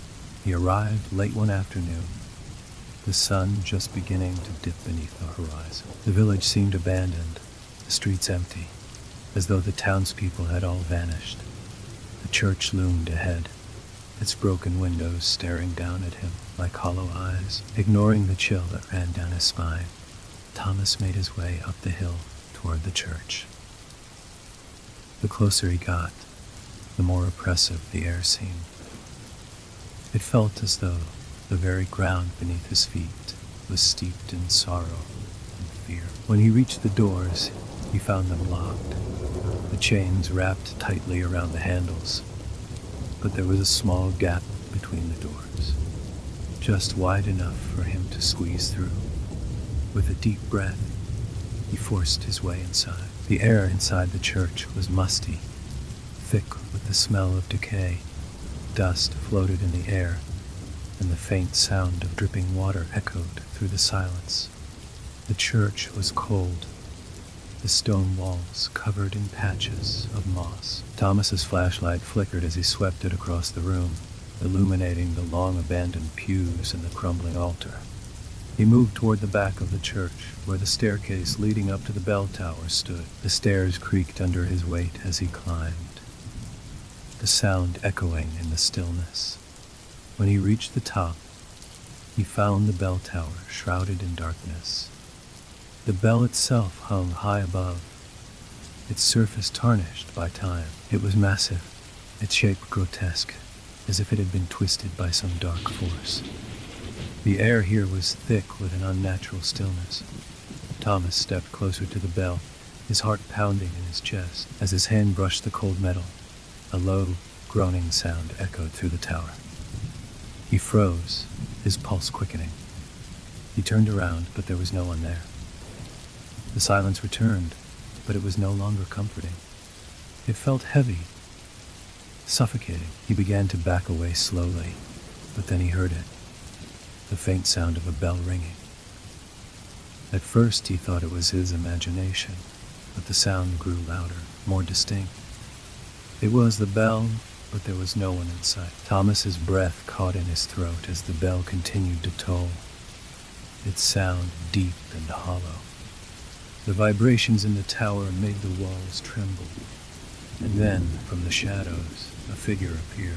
It was a man, cloaked in a long, dark robe, his face obscured by the hood.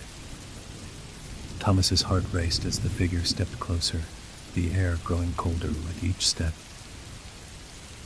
"Who are you?" Thomas called out. "Who are you?"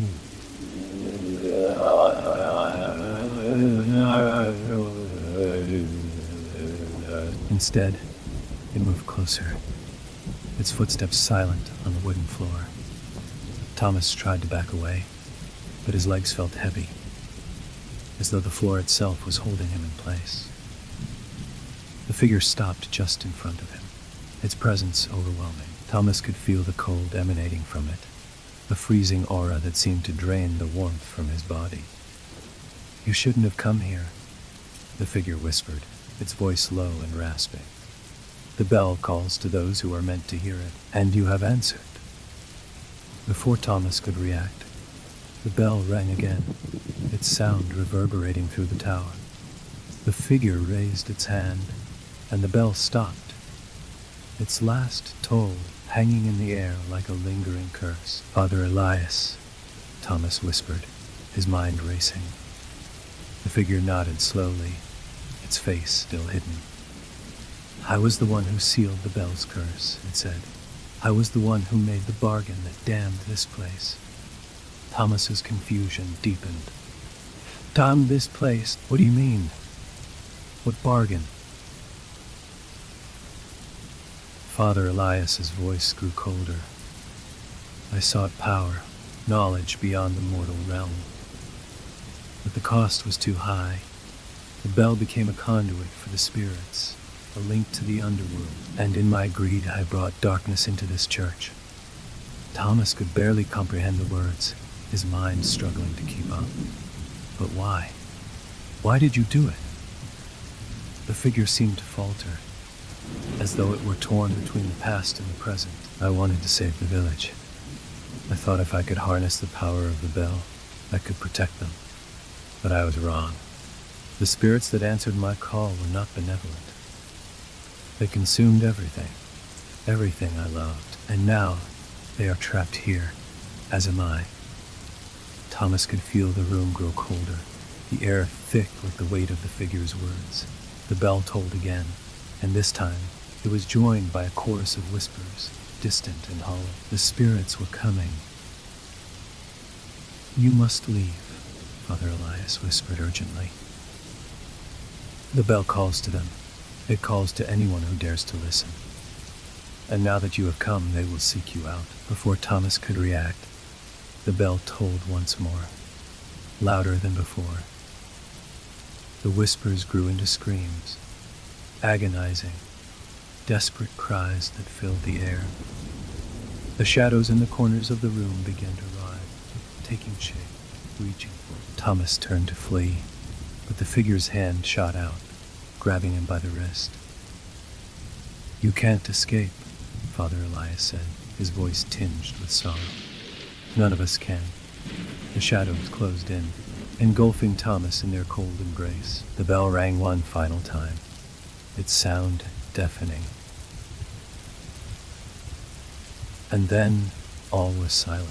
When the villagers arrived the next morning, they found Greymore Church as it had always been. Silent, still and empty.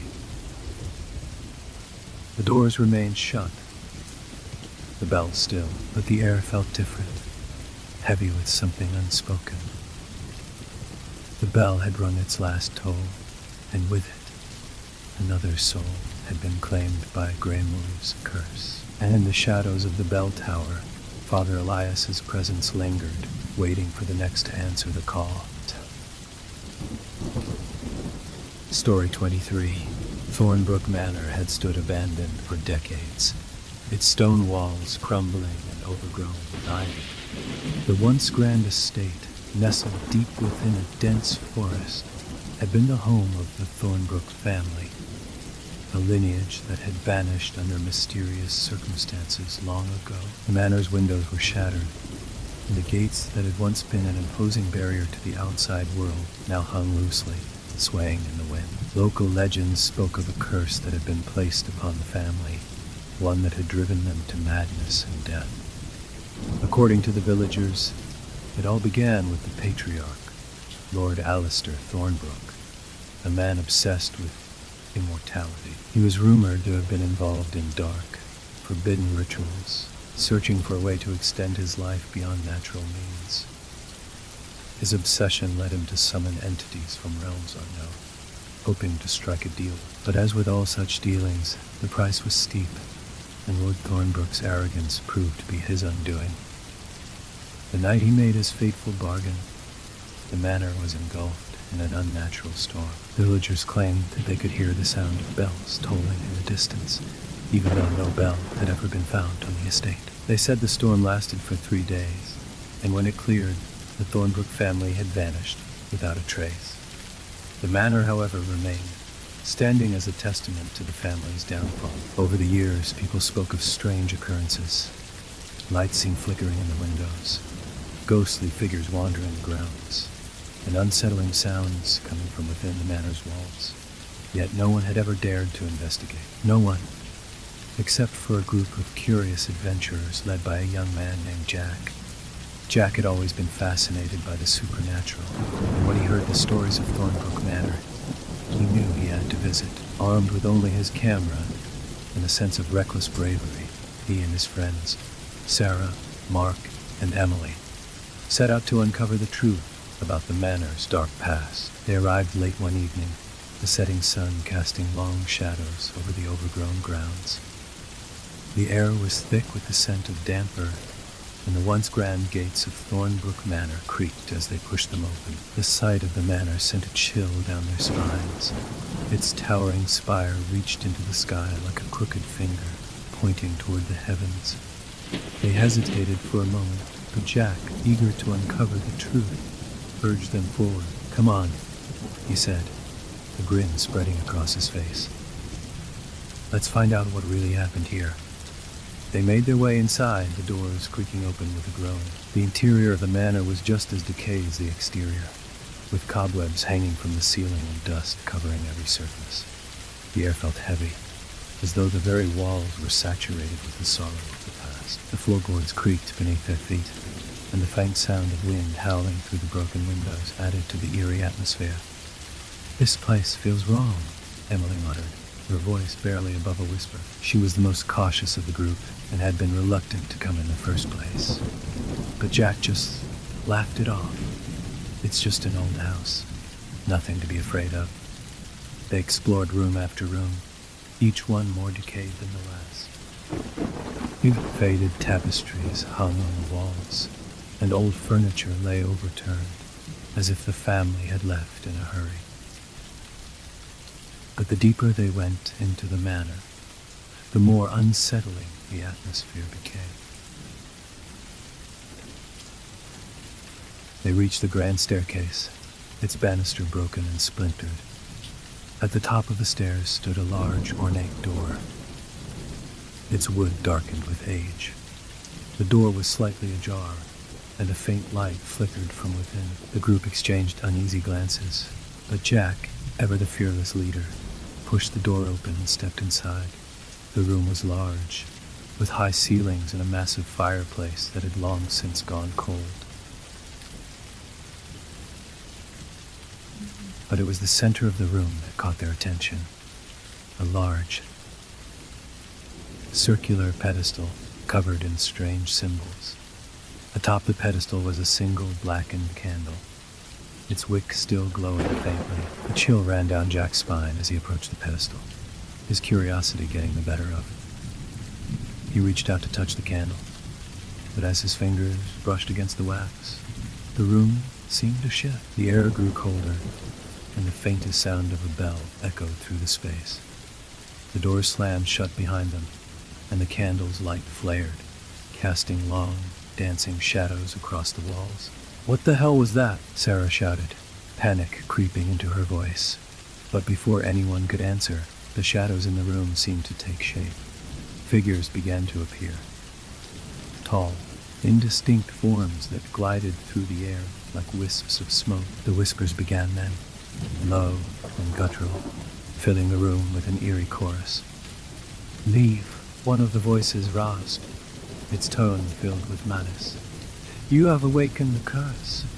We need to get out of here," Mark said, his voice shaking. But as they turned to leave, they found the door was no longer there. Instead, the walls seemed to close in on them, shifting and warping as though the very structure of the manor was alive. The shadows gathered around them, their cold, clammy presence pressing in from all sides. A figure stepped forward from the darkness. Tall, gaunt, and dressed in tattered robes. He was a man, but his face was pale and hollow, his eyes sunken and dark. "You should not have come," he said, his voice carrying a weight of centuries. "The Thornbrook family is not gone. We are here, trapped by the curse of immortality." The figure raised his hand, and the shadows seemed to respond, swirling around them like a storm. "We sought to live forever," the man continued, his voice filled with regret. "But in our greed, we sealed our fates. Now, we are bound to this place, trapped in the land between life and death. And you, who dared to disturb us, will join us in our eternal torment." The room seemed to spin, and the temperature dropped sharply. The group huddled together, fear coursing through their veins. But the shadows closed in on them, their forms becoming more solid, their presence suffocating. Jack tried to run, but his feet felt as though they were glued to the floor. The wall shifted once again, and he found himself facing the pedestal once more, the blackened candle flickering in the center. "It's too late," the figure whispered. "The curse has claimed you." The shadows descended upon them, and the last thing Jack heard was the tolling of the bell, a sound that reverberated through his very soul. The villagers never saw the group again. When they went to check the manor the next day, it was just as it had always been, silent, abandoned, and decayed. The only difference was the faint sound of a bell ringing in the distance, echoing through the trees, a warning to those who might come after. Thornbrook Manor stood as a monument to the Thornbrook family's greed and their eternal punishment, and those who dared to enter would find themselves trapped in the manor's curse, their souls claimed by the darkness that lingered within. Story 24. Eldridge Hollow is a forgotten place, nestled deep within a fog-covered valley. The village had once been bustling with life, but over time it had faded into obscurity, leaving only a handful of old homes standing amidst the dense trees. The hollow was quiet, too quiet, and most of the people who once lived there had vanished or moved away, leaving behind only whispers of strange happenings and eerie tales. Among the tales that circled through the nearby towns, the most chilling one was the story of Eldridge House, a once beautiful estate that had become a symbol of terror. The mansion stood at the far edge of the village, surrounded by an overgrown garden and a rusted iron fence. It had been built generations ago by the Eldridge family, who were known for their wealth and influence, but their riches had come at a terrible price. The family patriarch, Sebastian Eldridge, was rumored to have made a pact with dark forces in exchange for power and eternal life. It was said that after the pact, the Eldridge family members never seemed to age. However, Their immortality came with a horrific curse, one that slowly drove them to madness. The mansion had fallen into disrepair after the last of the Eldridge family died under mysterious circumstances. The house remained empty, and the villagers avoided it, believing that the curse of the Eldridge family still lingered within its walls. Most avoided even speaking of the house, fearful that it might draw the attention of whatever malevolent force had claimed the family. But for one man, the lure of the mystery was too great to resist. Ethan was a curious soul, an aspiring writer with a fascination for the supernatural. He had heard the rumors of Eldridge House from his grandfather, who had grown up in the area and knew the stories well. After years of hearing the eerie tales, Ethan decided it was time to see the house for himself, to uncover the truth behind the mystery. He packed his bags and made his way to Eldridge Hollow, determined to uncover the dark history that had plagued the village for so long. The journey was long, the roads winding through dense forests and narrow paths. When he finally arrived at the village, it was late in the afternoon. The fog that shrouded the hollow made it seem as though the entire place was suspended in time. There were no people in sight, only the sound of wind rustling through the trees, and the occasional creak of an old wooden sign swinging in the breeze. Ethan made his way through the empty streets toward the outskirts of the village, where Eldridge House stood. The mansion loomed in the distance, a towering structure with dark windows and a steeple that reached toward the sky. The closer he got, the more the hairs on the back of his neck stood up. The house seemed to draw him in, its dark presence enveloping him in a heavy silence. When he reached the front gates, he found them ajar, as though inviting him inside. He hesitated for only a moment before stepping through the gates and into the overgrown yard. The house seemed to watch him, its crumbling facade a reminder of its former grandeur. The windows were shattered, the once beautiful garden now a tangle of weeds and vines. Ethan felt an unsettling chill as he approached the front door. He reached out and turned the handle, expecting resistance. But the door opened with a soft creak. Stepping inside, he was immediately hit with the smell of mold and decay. The air was thick with dust, and the silence was almost oppressive. The floors groaned under his weight as he ventured deeper into the house, the only sound his own footsteps echoing in the empty halls. The walls were lined with faded portraits of the Eldridge family, their eyes following him as he passed. Each room he entered seemed to be more decayed than the last, the furniture covered in a thick layer of dust, and the once grand chandeliers now dim and broken. It was clear that the house had not been lived in for many years, but as Ethan explored, he couldn't shake the feeling that he wasn't alone. The air grew colder as he made his way up the grand staircase, the steps creaking beneath his feet. At the top of the stairs, he found a long hallway, and at the end of it, a door that was slightly ajar. He approached cautiously, his heart pounding in his chest. As he pushed the door open, he was greeted by a room unlike any other in the house. It was large and spacious, with high ceilings and a massive fireplace. But what caught his attention was the large, ornate mirror hanging on the far wall. It was framed in gold, its surface clouded with age, but there was something strangely captivating about it. Ethan stepped closer, drawn to the reflection in the mirror.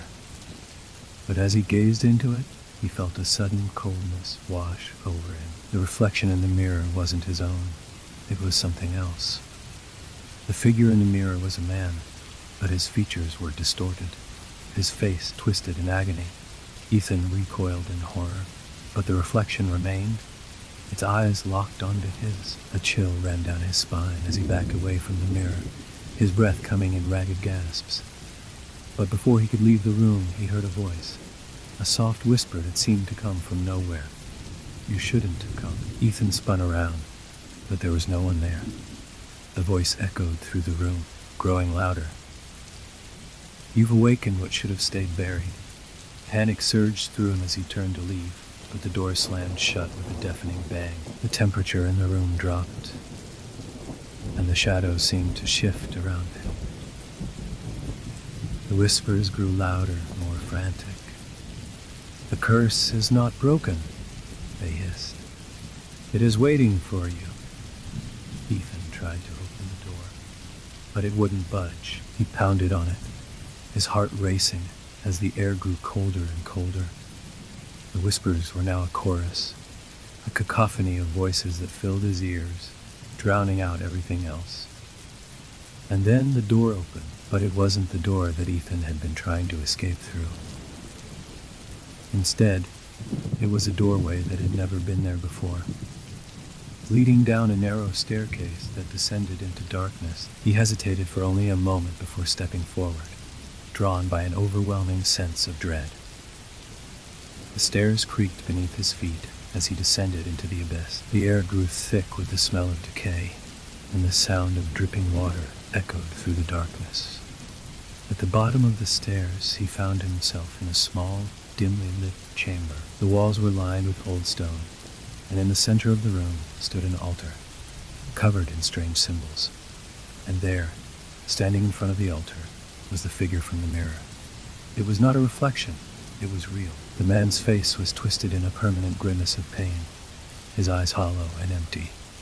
He reached out with a gnarled hand, his fingers curling into a claw. "You've come to claim your place," the figure whispered, its voice a rasping hiss. "Join us in our eternal suffering." Ethan tried to back away, but the figure's hand shot out, grabbing him by the wrist. The air grew thick with a dark energy, and the room seemed to close in around him. He felt the life being drained from his body, the curse of the Eldridge family taking hold of him. As his vision blurred and his body grew weak, he heard the sound of a bell, a distant, echoing toll that seemed to reverberate through his very soul. And then, darkness. The villagers found Eldridge House just as it had always been, silent and abandoned. But when they looked inside, they saw that the mirrors were no longer empty. They saw the reflections of the Eldridge family, their faces twisted in agony, trapped forever in the curse that had claimed them. And in the shadows, a new figure appeared, his face just as twisted as the rest. The curse had claimed another soul, and the hollow would never be the same again. Story 25. Marrow Hill was a place shrouded in mystery, its existence barely known to anyone outside the surrounding villages. The hill was covered in dense fog almost year-round, and its old church stood isolated on its crest, with only the faintest outlines of gravestones marking the site of the forgotten crypt beneath. Many in the nearby towns avoided the place, speaking of it in hushed tones and warning those who were brave or foolish enough to seek out its secrets. The crypt had not always been a place of dread. Long ago, the church had been a center of worship and community, its congregation one of the wealthiest in the region. The Marrow Hill family, who had owned the land for generations, were benevolent in their rule, ensuring that the village prospered. But their good fortune had begun to turn when young William Marrow Hill, heir to the family's fortune, had returned from a long journey abroad. It was said that when William came back to Marrow Hill, he was changed. There was something dark in his eyes, a kind of madness that no one could quite explain. He spoke of an ancient relic he had found during his travels, a relic that promised to grant eternal life. It was rumored that he had stumbled upon an old manuscript that outlined a ritual to summon the forces of the underworld, one that could grant immortality at the cost of the soul. Over the next several years, strange occurrences plagued Marrow Hill. People began to disappear, their bodies never found. Livestock was found mutilated, their carcasses left in bizarre formations around the churchyard. William's behavior became more erratic, and whispers spread that he was no longer fully human, but something far darker. The villagers, terrified of the curse that seemed to hang over the land, avoided Marrow Hill and the crypt beneath it. The Marrow Hill family disappeared from public view, and the church slowly crumbled into ruin.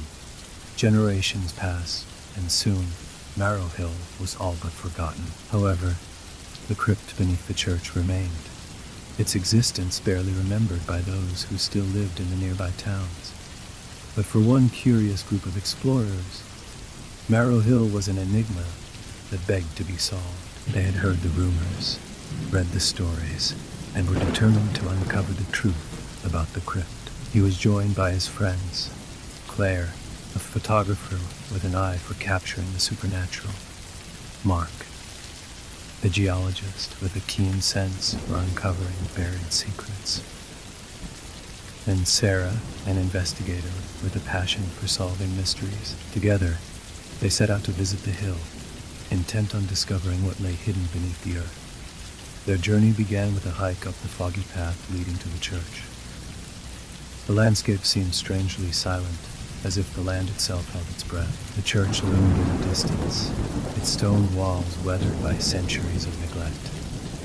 As they approached, they could see the remnants of gravestones scattered throughout the yard, most of them illegible, worn by time and exposure. Worn by time and exposure. "This place gives me the creeps," Claire muttered, adjusting her camera. "It's as if it's been forgotten for a reason." Mark nodded in agreement, his gaze fixed on the decaying structure ahead. "There's something about the earth here, the soil. It feels different." Thomas, though equally uneasy, was determined to find answers. No one knows where it is exactly, but they say it holds secrets. Secrets that could explain what happened to the Marrow family. As they stepped inside the church, a chill ran through the air, and the smell of damp wood and mildew filled their lungs. The floor was cracked, and the pews had long since been stripped away. Broken stained glass windows filtered in weak light, casting colorful but unsettling shadows across the room. The altar stood at the far end of the room, still untouched by time, though its once glorious carvings had eroded. The air felt heavy, as though something was watching them from the shadows. Sarah pulled out her flashlight and swept the beam across the floor, her eyes searching for any clue that might lead them to the crypt. "This place, it feels wrong. I don't know how to explain it." Claire raised her camera and took several photos, the lens clicking softly in the eerie silence. "I'm getting some strange readings from the energy here," she said, lowering her camera. "It's like the atmosphere is charged with something, almost alive." They moved through the building slowly, their footsteps echoing in the vast emptiness. At the back of the church, hidden behind a fallen beam and some rubble, they found a trapdoor. Its surface was weathered, but it appeared intact. "This has to be it," Thomas said, his voice trembling with excitement. He knelt down and cleared the debris, revealing a rusted iron handle. With a grunt, he pulled the handle, and the door creaked open, revealing a narrow staircase descending into the darkness below. "Let's be careful," Mark said, his tone serious. "Whatever happened here, it's not just history. We're not just exploring a forgotten place. We could be walking into something far more dangerous." They descended the stairs one by one, the air growing colder with each step. The walls of the narrow passage were covered in ancient symbols, some of which appeared to glow faintly in the dim light. As they reached the bottom, they found themselves in a large underground chamber. The floor was covered in dust and the remnants of old ritualistic symbols, scrawled in a language none of them recognized. At the center of the chamber stood a stone pedestal, its surface covered in scratches and gouges as if something had been dragged across it. "This looks like it's the place," Thomas whispered.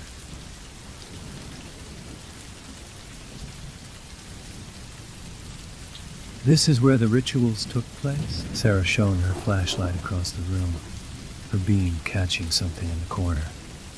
A door.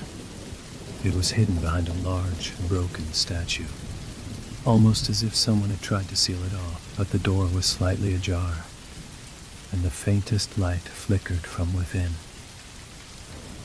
They approached cautiously, the silence pressing in on them like a physical weight. As they pushed the door open, a rush of cold air hit them, and the room beyond was revealed. Inside was a crypt, lined with ancient coffins and mummified remains. The walls were adorned with more symbols, and at the far end of the room was an altar, a dark stone slab stained with something that looked disturbingly like blood.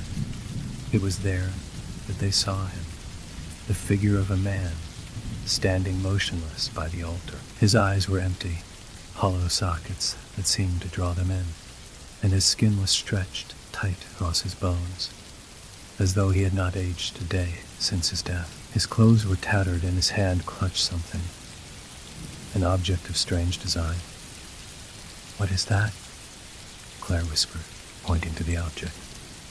It was a small, dark idol, its shape twisted and unnatural. It seemed to hum with an energy that sent chills through the group. Without thinking, Thomas stepped forward, reaching out to touch the idol. The moment his fingers brushed against it, the room seemed to shift. The walls groaned, and the air became thick with a heavy, oppressive force. The shadows around them twisted and writhed, taking shape and form, as if the very darkness had come to life. From the corners of the room, whispering voices began to emerge, low, guttural sounds that grew louder with each passing second. "You should not have disturbed us," one voice rasped. "You have awakened the curse." The shadows seemed to move toward them, and the room began to spin. The idol in Thomas's hand pulsed with dark energy, and the air grew cold enough to freeze their breath. "We need to leave now," Mark shouted, his voice panicked. They turned to flee, but the door they had entered through slammed shut, trapping them inside.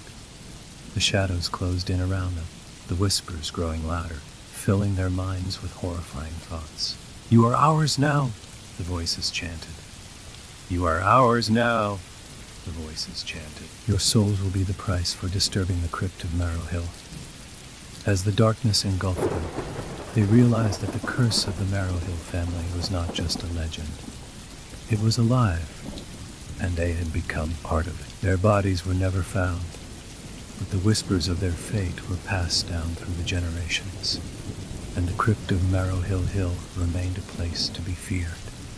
Its secrets buried, its curse never forgotten.